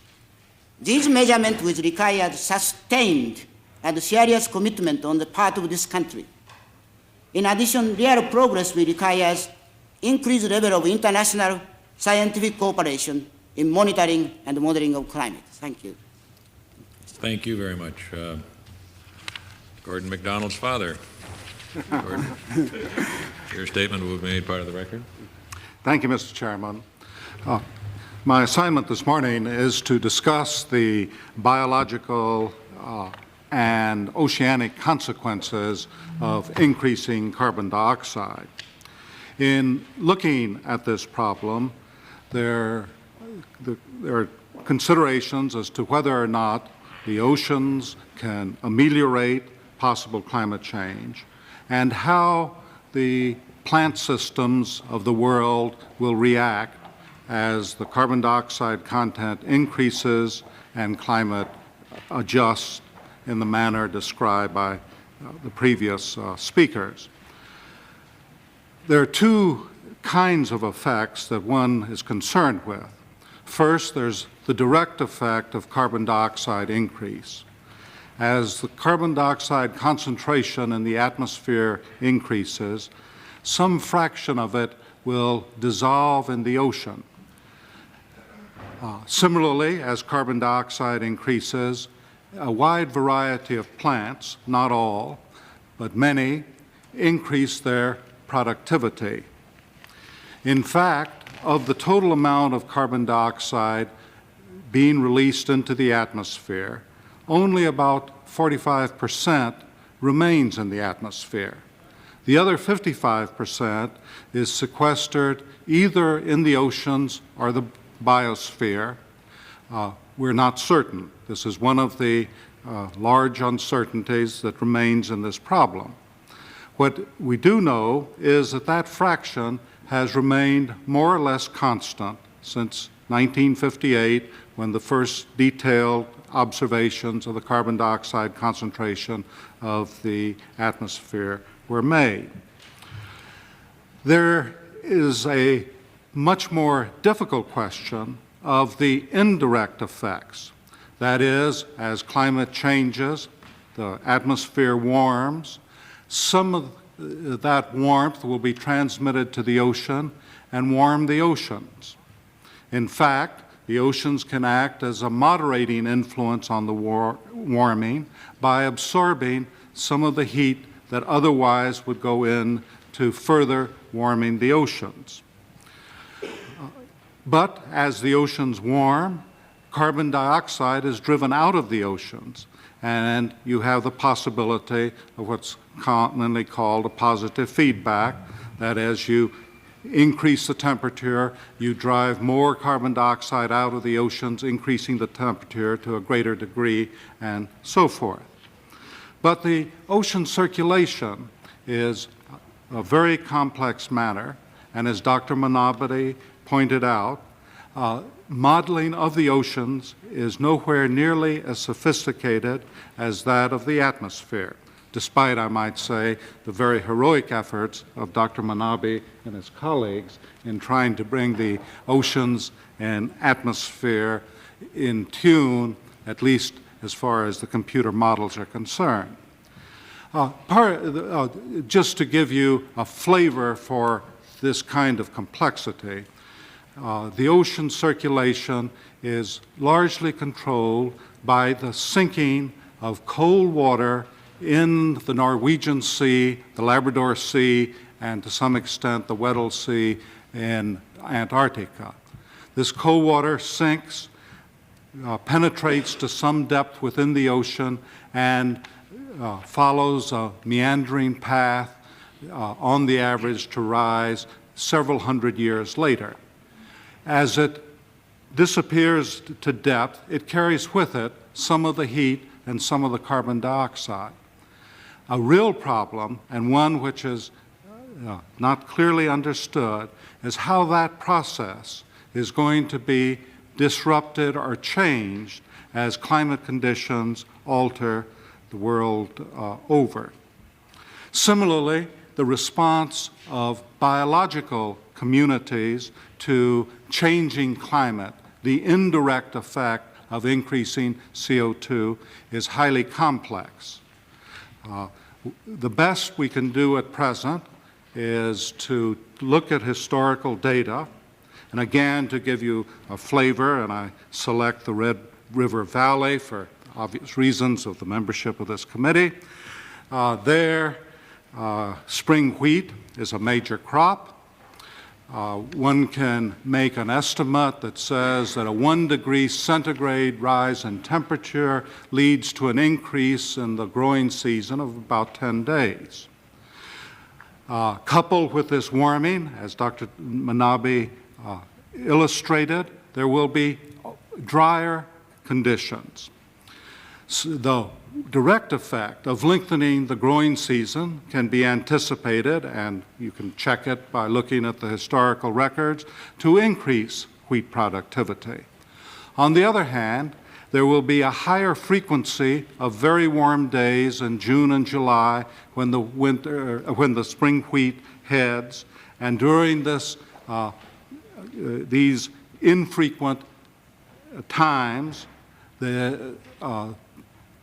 the hot spells will reduce productivity. And in fact, the best estimate today would be that if you had a 1 degree rise in temperature in the Red River Valley, 10% decrease in precipitation during the summertime, that the productivity of the wheat would decrease approximately 10% in yield. Now, this is just one example. There will be different responses in different areas, and as I say, this example is drawn purely from historical data and would not allow for larger range excursions.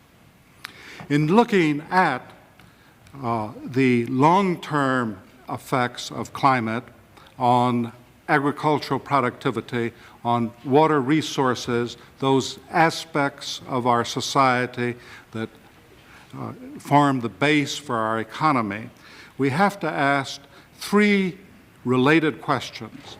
With the warming, will there be a greater effect in winter or in summer? What will be the effect day versus night?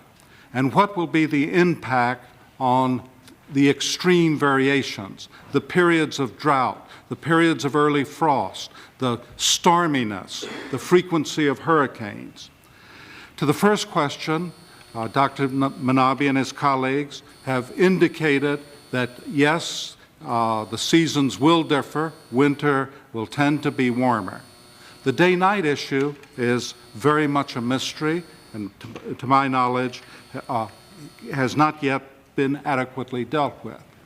The question of extremes in climate remains almost a total unknown. The best that can be done is to argue by analog. This is an imperfect argument, but it says that if you have complex systems that undergo changes in which the equilibrium state is changed, and here we're changing the state to which the atmosphere would like to arrive at continually as gases are added to it, that the fluctuations, the highs and the lows, will become more extreme, and that this greater noisiness of the weather can be anticipated to come perhaps long before you see the large shifts in average conditions. Now, given these uncertainties, what are some steps that might be taken? And I've selected 4 items that indicate the kinds of issues on which governmental action could exercise some leverage on the longer-term problem. Fuel efficiency standards for automobiles and light-duty trucks, a subject that has recently received some attention. As you loosen the requirements on fuel efficiency, you will use more energy. You will also produce greater amounts of carbon monoxide and oxides of nitrogen in total, even though the standards are mandated, and thus increase the effect of other trace gases referred to by Dr. Cicerone. A second area in which Environment and Public Works Committee has direct responsibility concerns the Clean Air Act amendments and various proposals to deal with acid rain. The chemistry of the atmosphere is involved in problems of climate change. It's also involved in problems of acid rain, and I have prepared for the committee a paper detailing these links.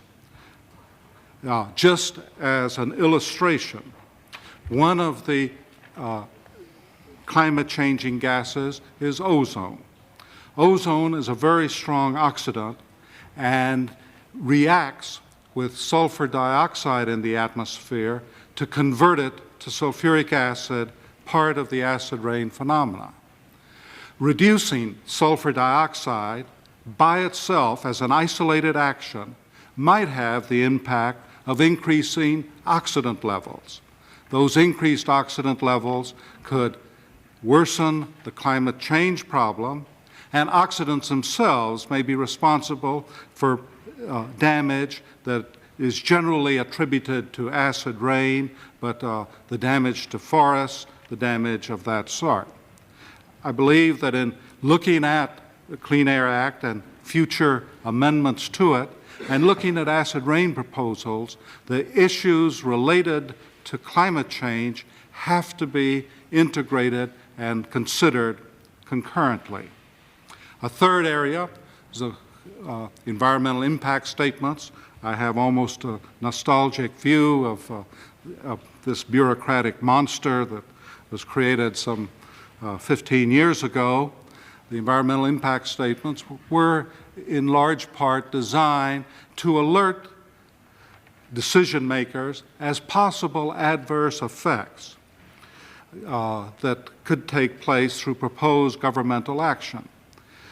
As a one-time avid reader of these statements, I do not recall the climate impacts as an element in the considerations. For example, in considering the relaxation of the fuel efficiency standards for automobiles, the climatic impacts were nowhere considered. And finally, I believe that research, a topic addressed by Dr. Sagan, is clearly an area which needs far more attention, and I was much taken by Senator Gore's proposal to focus attention on this through an international carbon dioxide year. I'd perhaps broaden it to perhaps the year of the atmosphere, but to focus attention on those elements of research that will reduce uncertainties as to what will happen in the future. The uncertainties will always be there. We will never be able to predict with perfect confidence. On the other hand, we can reduce those uncertainties that exist at present, such as what is the role of the biosphere, what are the roles of the oceans in damping or perhaps accelerating climate change. In closing, I'd like to compliment the chairman and the committee for holding these hearings. I think this issue is of comparable importance to any issue in the long term, with the obvious exception of nuclear war. I think we need to keep the issue, the awareness of the issue at a high level, and discussions of this sort certainly contribute to that goal. Thank you, Mr. Chairman. Thank you very much. Dean Abrahamson, welcome. Thank you. Thank you, Mr. Chairman. Senator Gore. I'd like just to have permission to introduce the VLOC conference statement into the record if nobody else is going to do it, and also without objection, it'll so ordered. Extend the responses to questions a little bit. I have a sense we're not going to have time to explore all the details of the.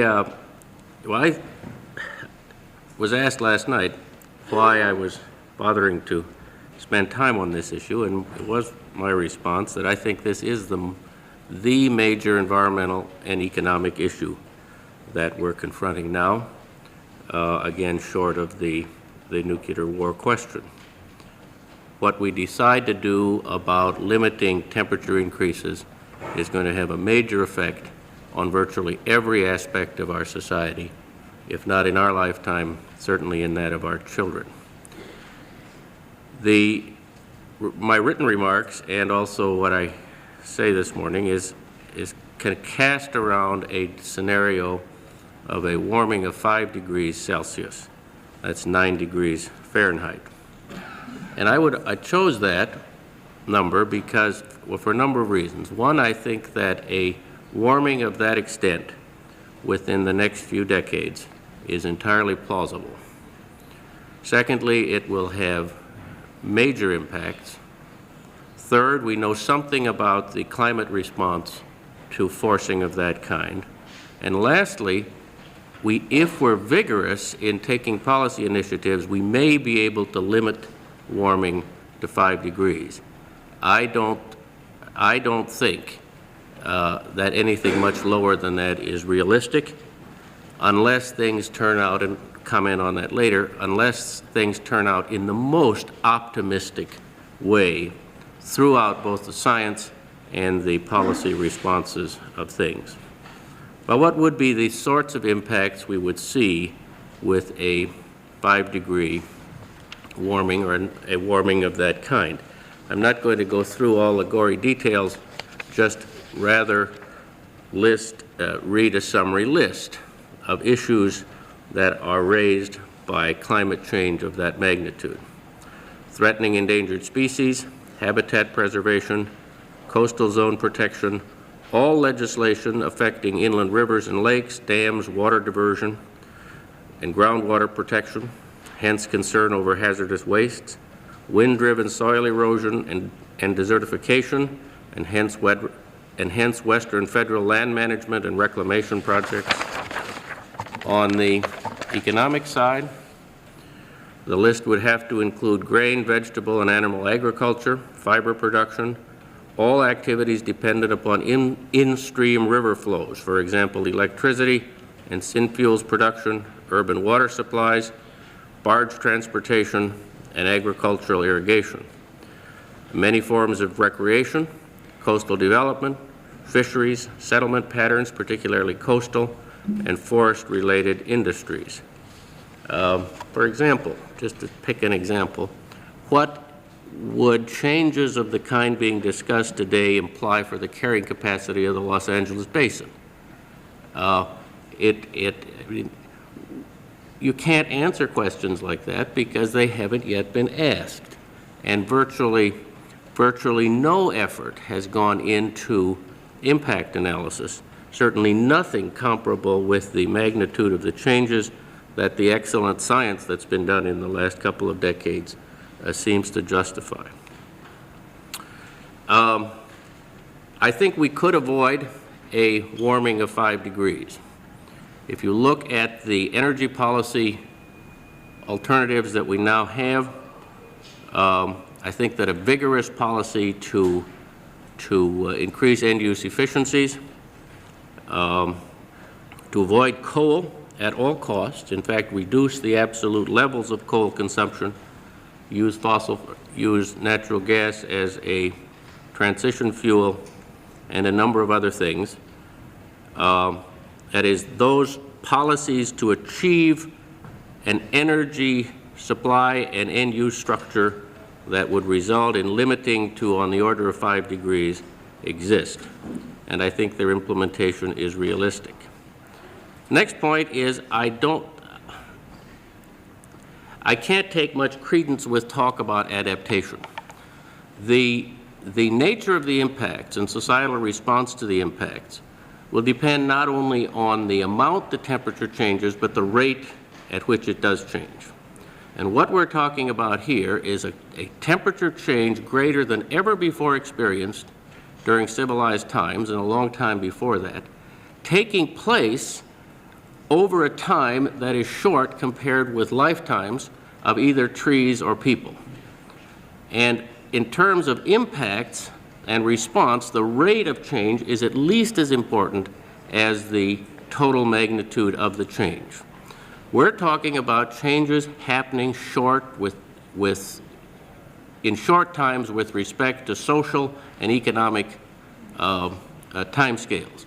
Question was asked earlier this morning by one of the members. When do we have to do something? Well, when we have to do something is that question has to be answered by to what level do you want to limit the damage? I will argue that if you want to limit the temperature increase to something like 5 degrees, that if you begin now and are vigorous about it, you may be able to do that. Only under the most optimistic set of circumstances can a policy of wait and see still result in a temperature increase of less than 5 degrees.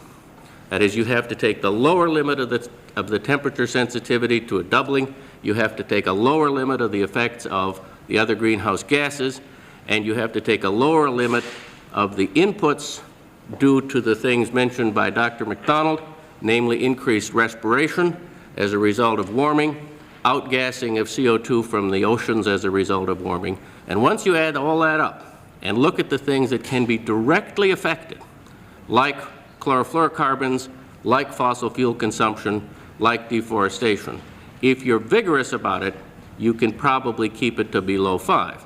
But on the adaptation side, the lead times for the systems, the hydrological systems, for example, those suggested by Dr. Manabe, are long compared with the rate of change of temperature.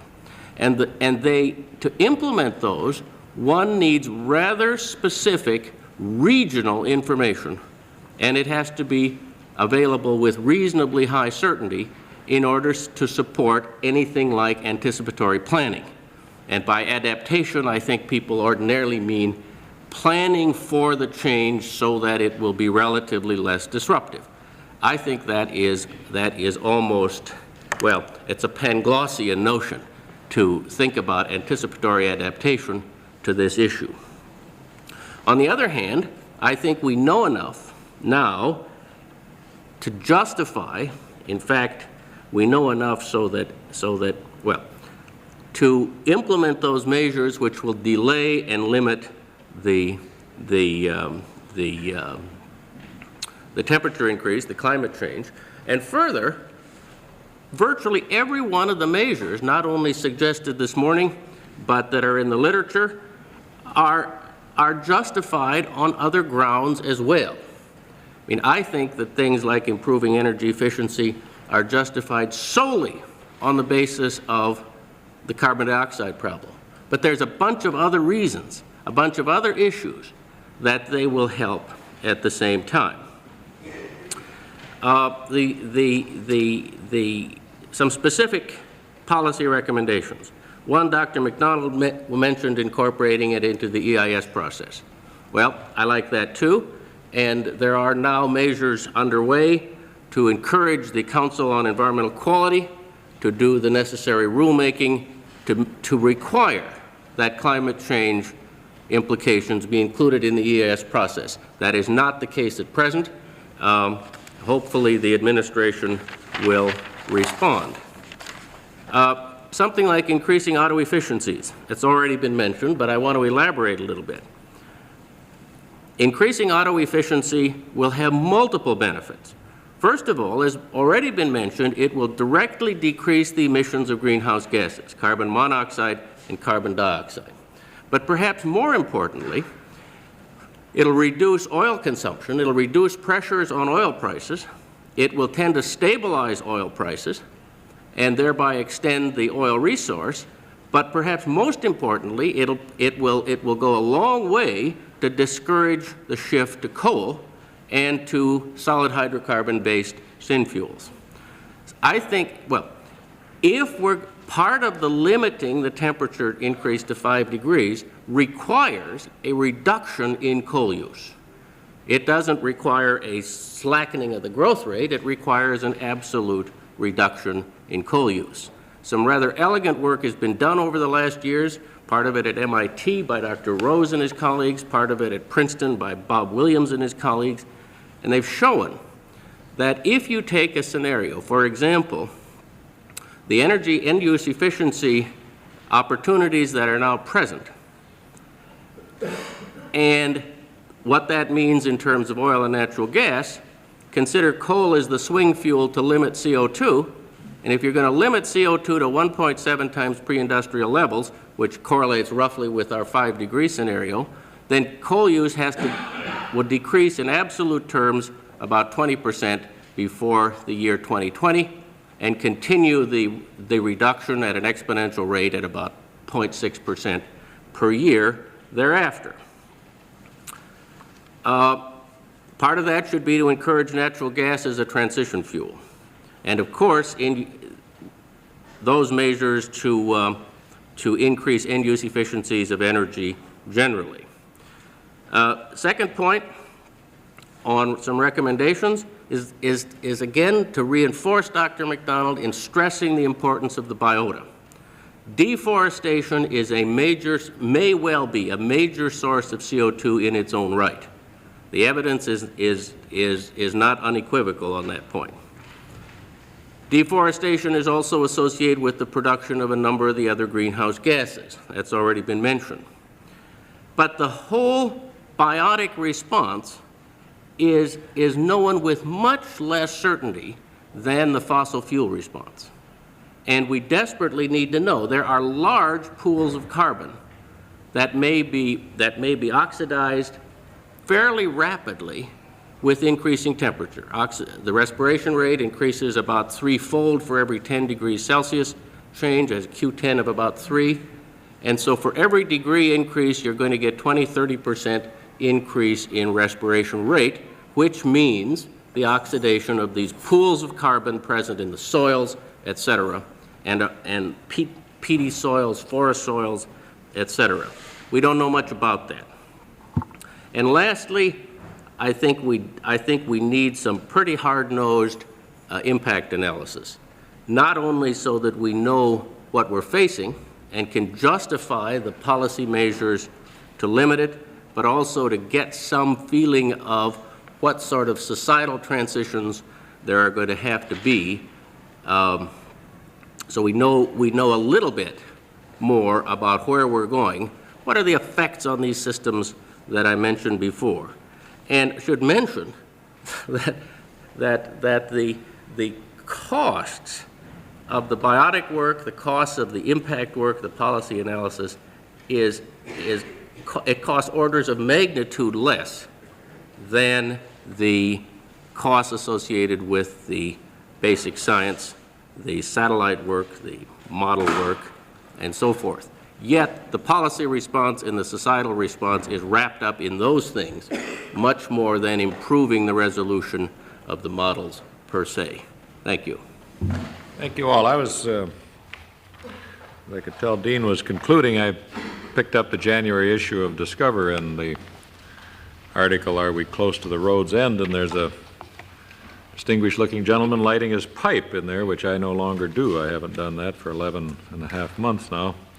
I was obviously attracted to the picture, and under it it says, Kumanoff thinks those who link global warming to CO2 buildup are blowing smoke. I think Kumanoff has some position of responsibility in this administration. That seems to be his view. How do the rest of you view the preparation that is being made for us currently at the government, the national government level, for these problems? Are we preparing for them? Do we believe that people on this panel are blowing smoke? What is the perception of what our government is doing to contribute to an international solution? Anybody want to respond to that? Gordon? Mr. Chairman, I can start. Mr. Komanoff does head the carbon dioxide research program within the Department of Energy, and I'm afraid his comment does reflect a prevailing attitude within government at this time. There is first-class research conducted at NOAA and through the National Science Foundation's support of institutions such as the National Center on Atmospheric Research.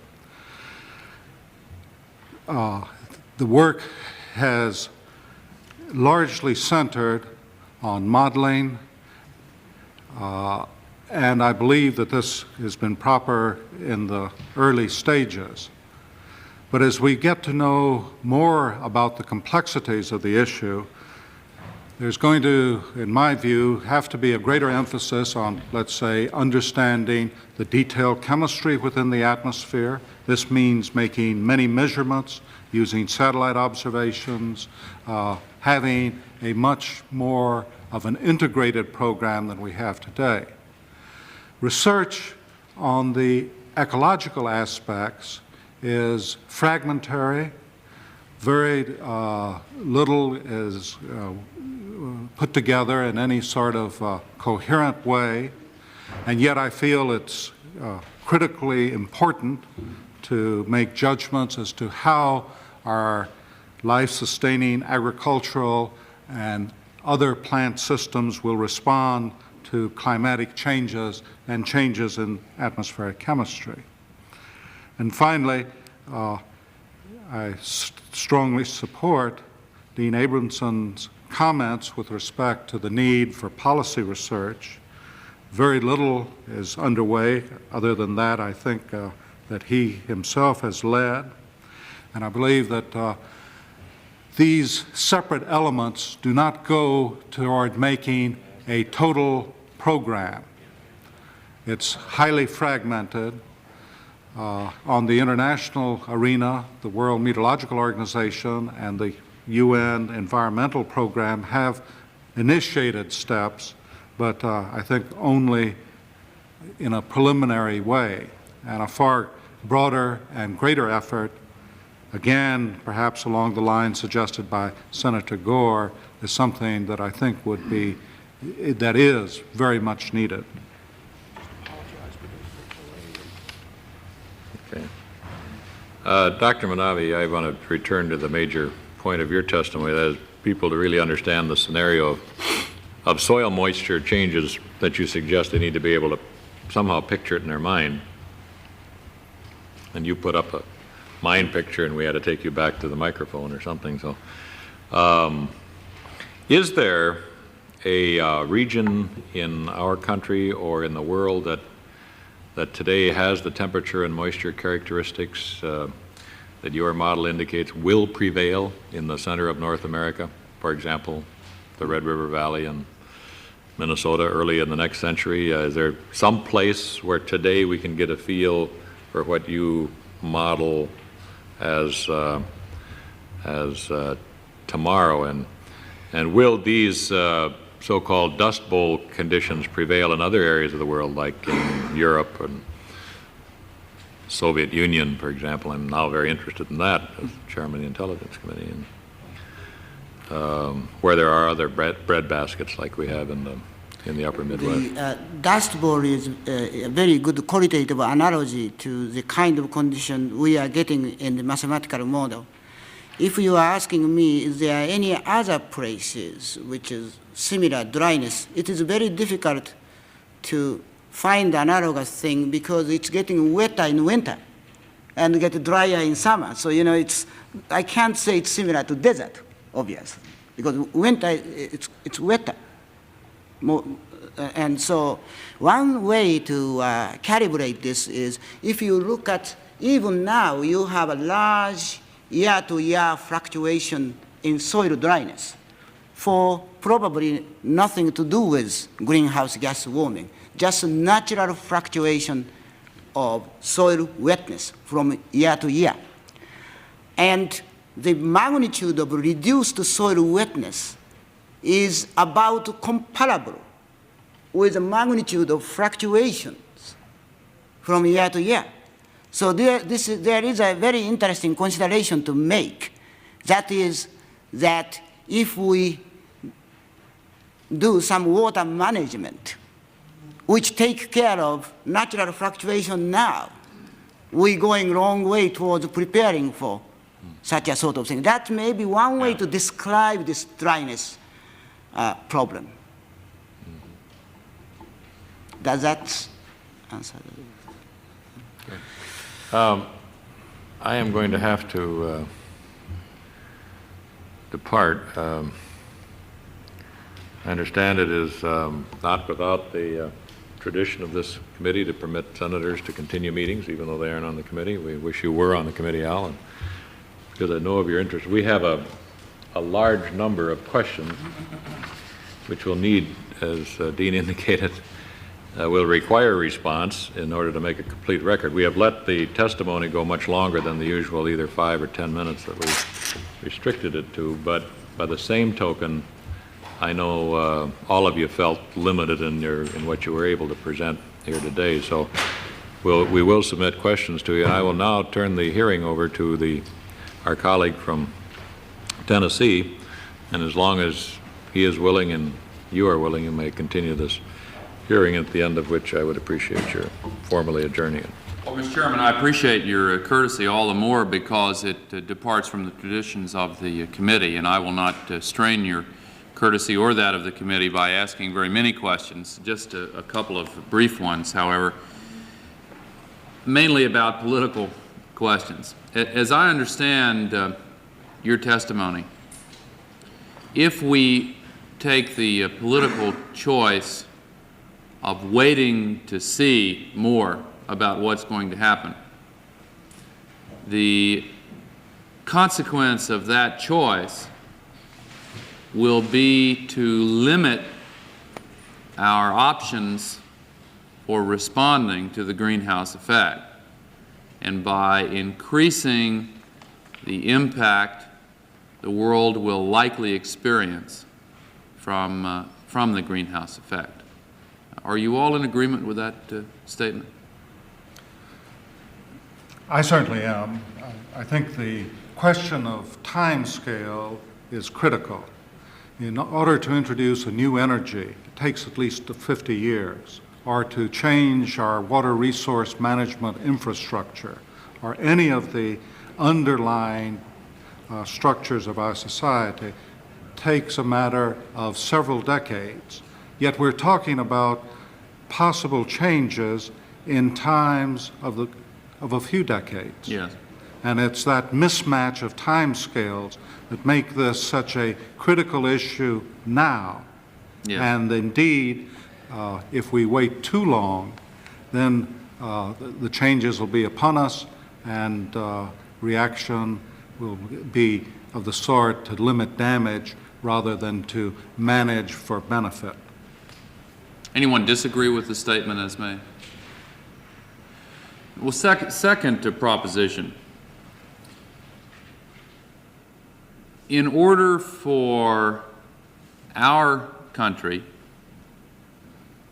or for other countries with different political systems to organize a reaction equal to the challenge,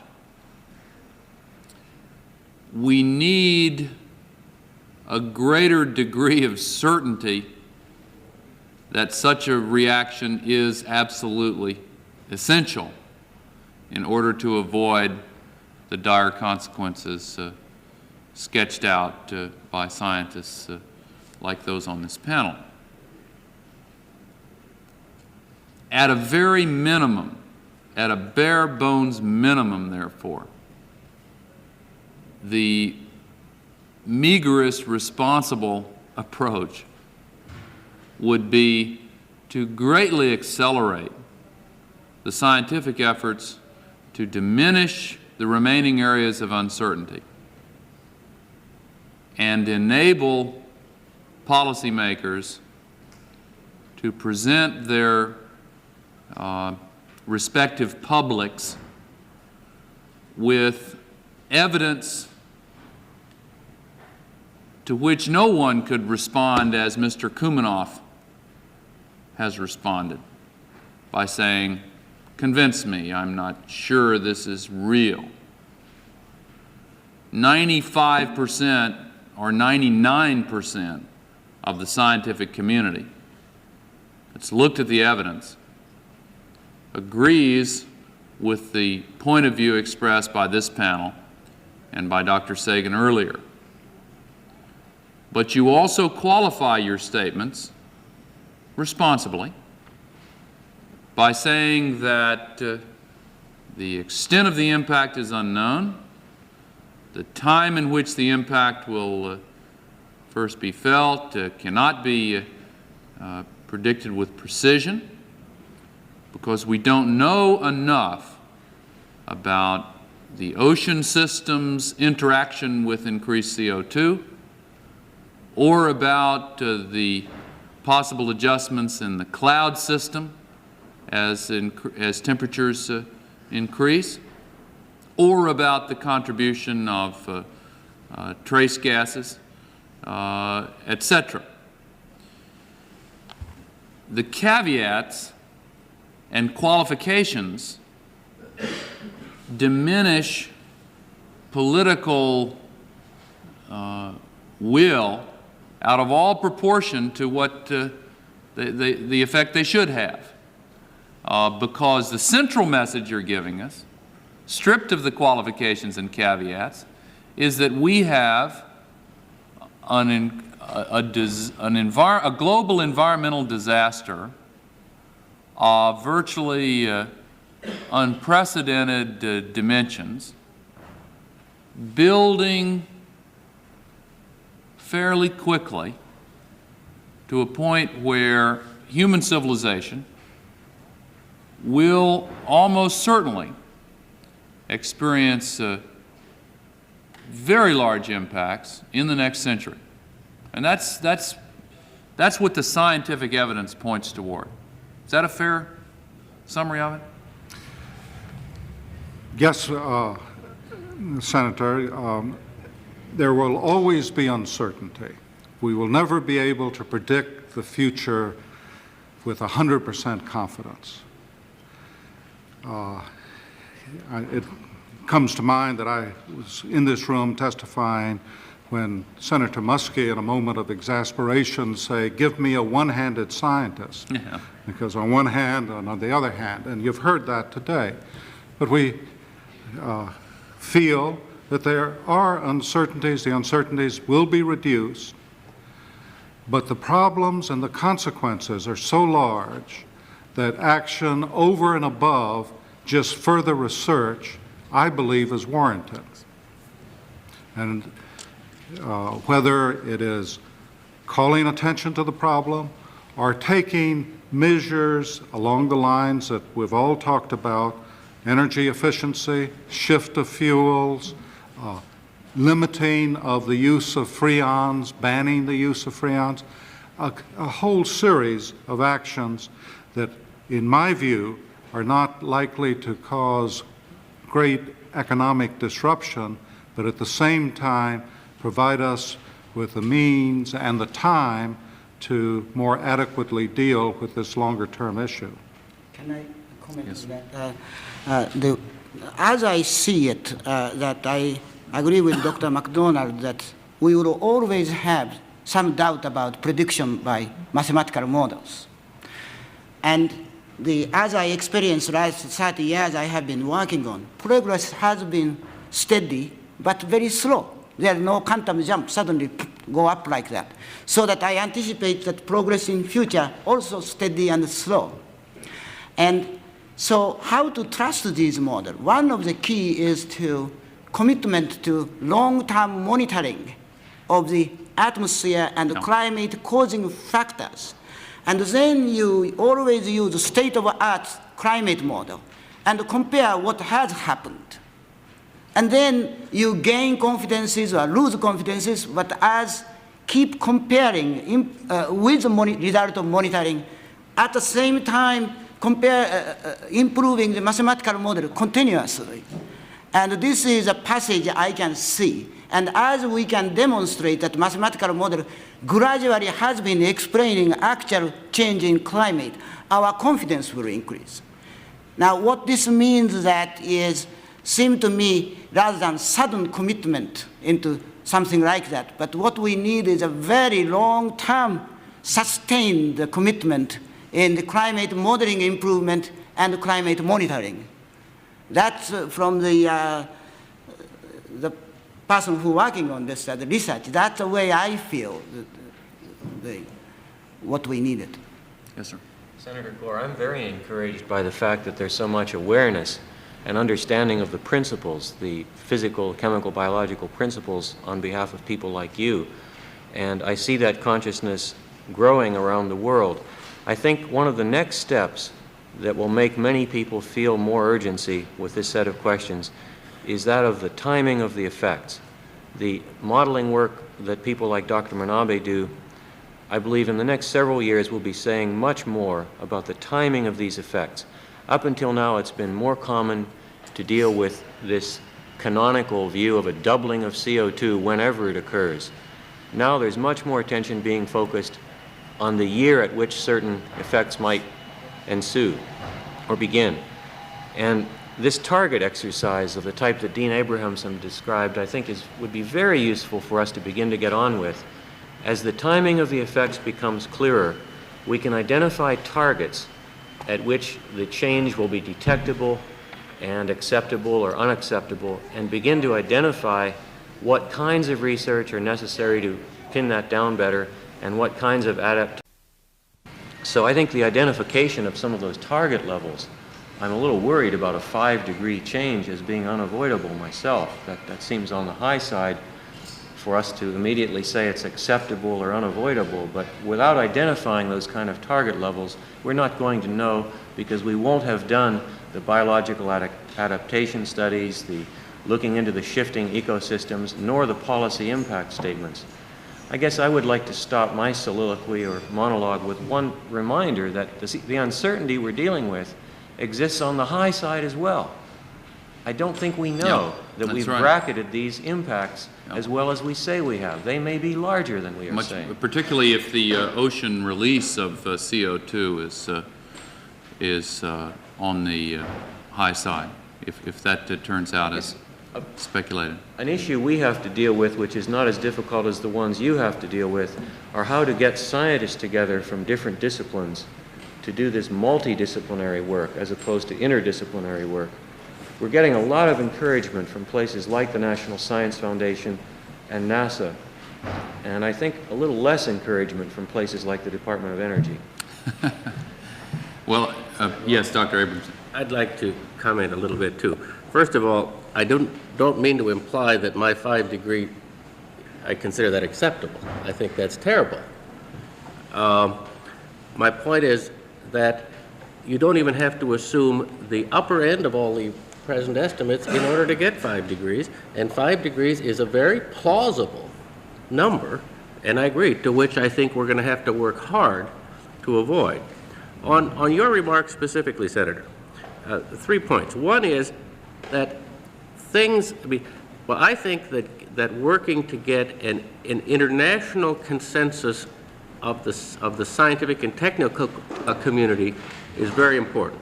Things like the VLOC meeting, I think do a lot to advance the cause.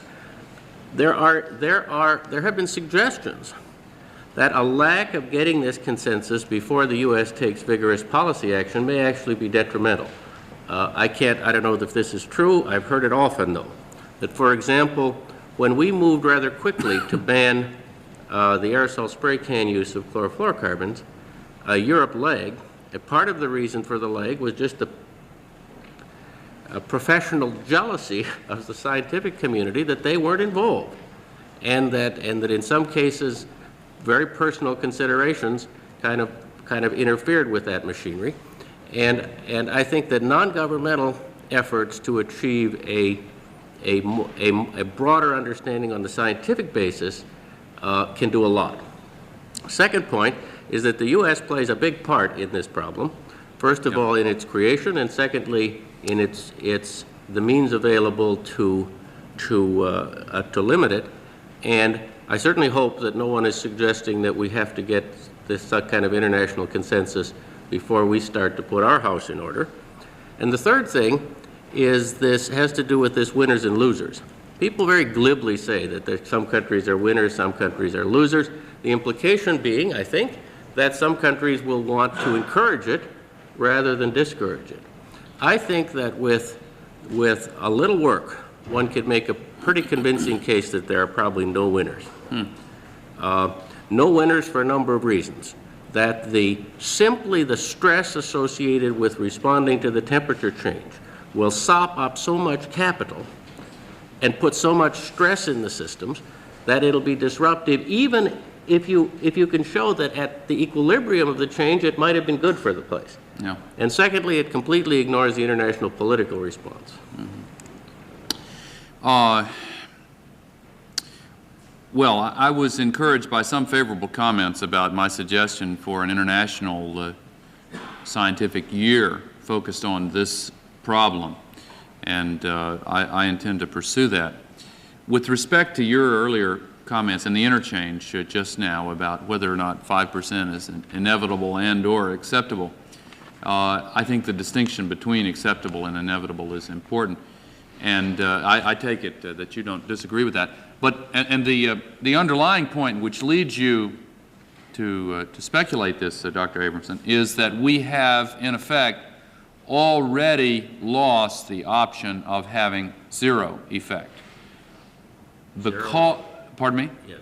Because of past practices and the past introduction of massive amounts of CO2 into the atmosphere and other gases, we have already programmed in a greenhouse effect of some magnitude.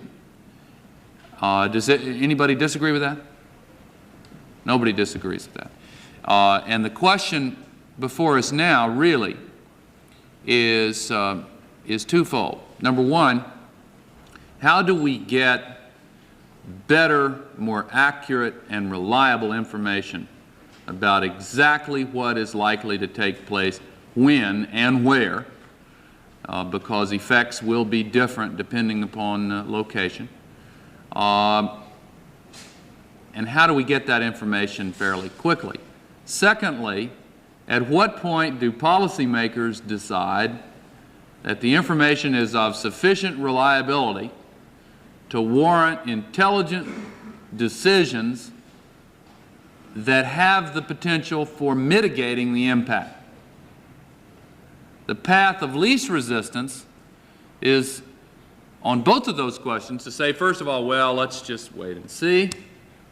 And secondly, if it turns out that it's too late to do anything, we'll just adapt to it.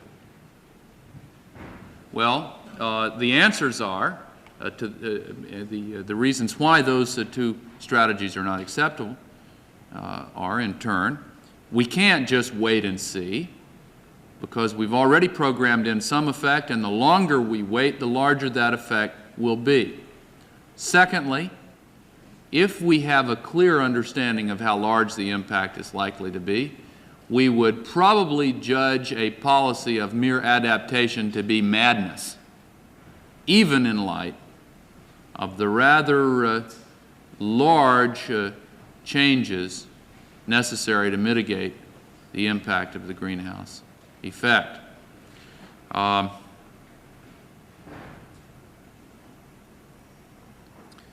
You said, Dr. MacDonald, that, well, I forget which witness said that deforestation may be equal to the extra introduction of CO2 as a cause of this phenomenon? Am I remembering accurately? Yes, the biosphere, that is the forest of the world, store a great deal of carbon, as do the soils. Yes. And the deforestation currently underway, largely in tropical regions, could be increasing in a very significant way the overall CO2 burden. The fraction of the CO2 increase that is due to industrial gases and that due to deforestation by the forest. Yes, is not known. It's not known. But your sense of it is that they may be of roughly equal could be as large as the current increase. I think it's more likely that it is somewhat less. Less. I know that no firm scientific data is really available on this particular question, but I'm interested from the other three panelists. What's your gut feeling of how you rank the importance of decreased absorption by the world's forests and increased introduction of CO2 and trace gases as causal factors here? Anybody want to venture a guess? I think the weight of the evidence is on the increased side of the CO2 and trace gases.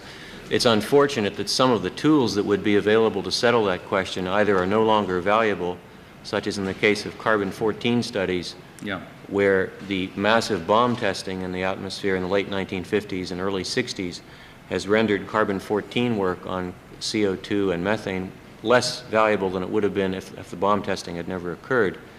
Secondly, we simply don't know how to measure the world standing biomass to the accuracy required to know the difference between 99 and 100 units in a 5-year period. We don't have the satellite technology developed well enough yet to measure the changes in the biosphere fast enough. So I think the weight of the evidence then is on the increasing side of the gases. Dr. Abrahamson. Well, I called a number of my ecologist friends last week and asked them this question. And the response I got was an uncertain that the releases from the forest, deforestation now, probably certainly are not less than 1 gigaton per year and probably not more than 4. And the fossil fuel emissions are in the neighborhood of 5. I see. Well, it's not negligible by anybody's calculations, and probably the reason I focus on that particular aspect of the issue is that as a politician looking at this problem in an overview, it is somewhat easier for me to imagine a global response to deforestation in the short term than it is to, although that would be quite difficult, than it is to imagine a global substitution of novel energy sources for fossil fuels in the short term. And if deforestation contributes anywhere from 20% to 45% of the problem, and it's feasible to begin addressing that in the short term, perhaps as a first-order political response, we could begin imagining a global strategy to combat deforestation. Again, as a couple of the witnesses indicated, there are other very good reasons for doing that, apart and aside from the greenhouse effect. But again, in order to convince the world publics that this problem deserves that kind of response and attention, we have to have better information, and we have to have it quickly. I personally am prepared to be convinced that the current state of information warrants an effort of that kind right now. But again, as a politician, I look at what is probably feasible, and I don't think that our government, much less others, are yet prepared to undertake such a massive effort on the basis of the evidence we now have. I think that we should begin now, but I don't think a consensus has yet been established in the political community that will match the consensus that has been impressively growing in the scientific community. Senator Gore, I'd like to use this opportunity to once again emphasize the connection with acid rain. In Europe and in parts of this country, you have had associated with air pollution and generally with what's called acid rain, destruction of forest. Yeah. As those forests die, carbon is added to the atmosphere, Yeah. and you have another clear illustration of how these systems are linked, Yeah. and that you must consider the impact of one action on others. And I think that the acid rain problem and the climate change problem are totally linked through atmospheric chemistry. 4 years ago, I looked at that graph over there, which traces the parts per million CO2 in the atmosphere, and that particular version of the graph actually connects the peaks of the annual cycle. And I was struck, as a member of the Energy Committee and the other body, that if you overlay a graph of world consumption of fossil fuels on that particular graph, the dips in 69-70 and 75-76 correspond almost exactly to the dips in this graph. I asked witnesses about it at that time, and they speculated that although that was an interesting correlation, it might be produced by a statistical artifact of some sort or another. I'm wondering if there's been any statistical work since then that sheds light on that particular correlation.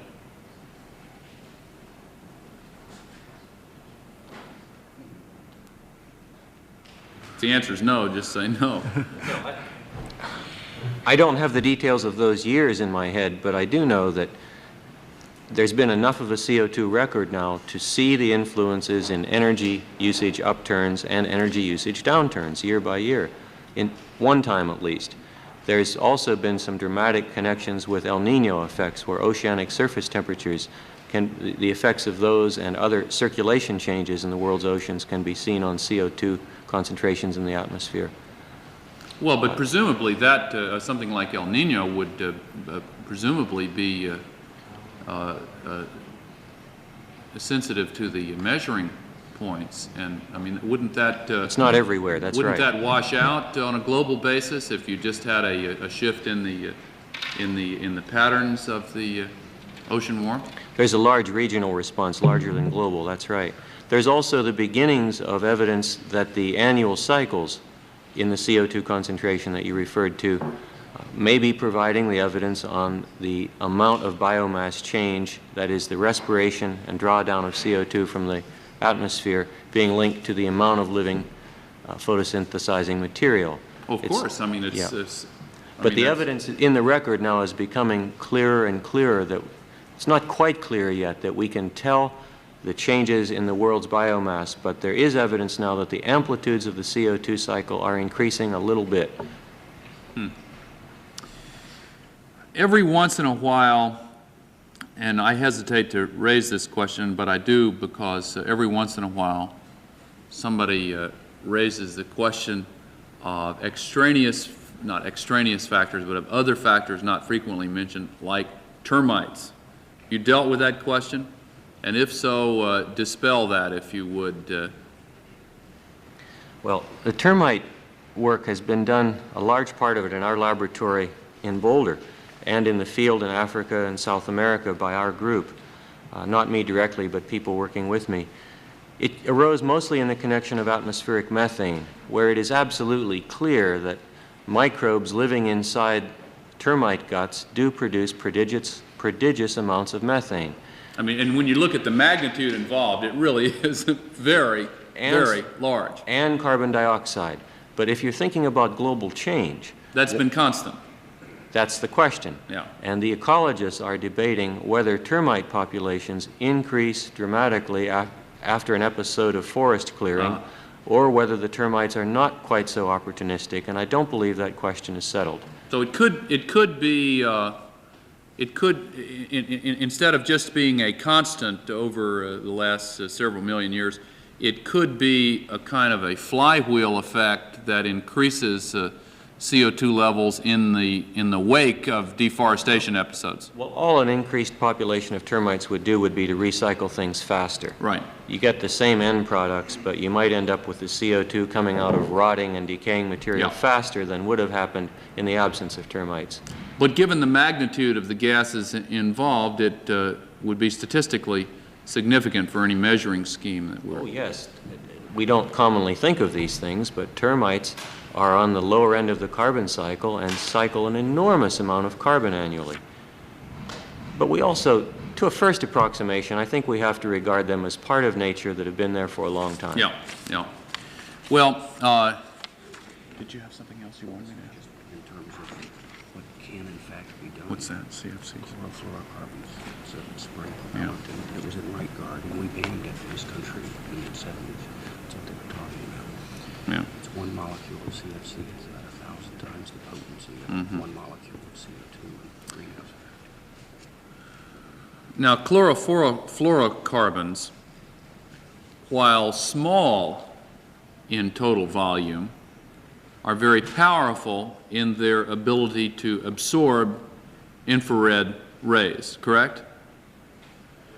And based upon your calculations, CFCs may account for approximately 1/3 of the greenhouse effect at the present time. Is that too large a figure? I think that's, it's growing. I'm not sure it's a third yet, but it's approaching that figure. It's in that order of magnitude. Right. You mentioned earlier, one of the witnesses mentioned earlier, the lag response in Europe as compared to the United States action in banning CFCs. So if we wanted to come up with an effective measure now, we could push for bans elsewhere on CFCs in the short term, and that would have an effect that would not be negligible. Anybody disagree with that? No, the care has to be taken to recognize the changing usage pattern. In the U.S., when the action was taken by, I think, 3 agencies together in the late 70s, there was leverage over what was judged to be less essential usages, like aerosol spray propellants.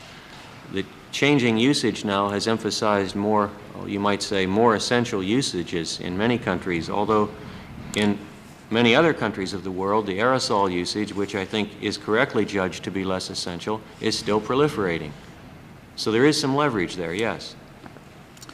Okay, well, Chairman Durenberger indicated that he would have other questions in writing. I know that other members of the committee will as well, and I appreciate his courtesy in letting me finish this up and ask questions. And on behalf of him and the committee, if I may presume to do so, I would like very much to thank all of you for your testimony here today and your response to the questions, and we'll stand adjourned.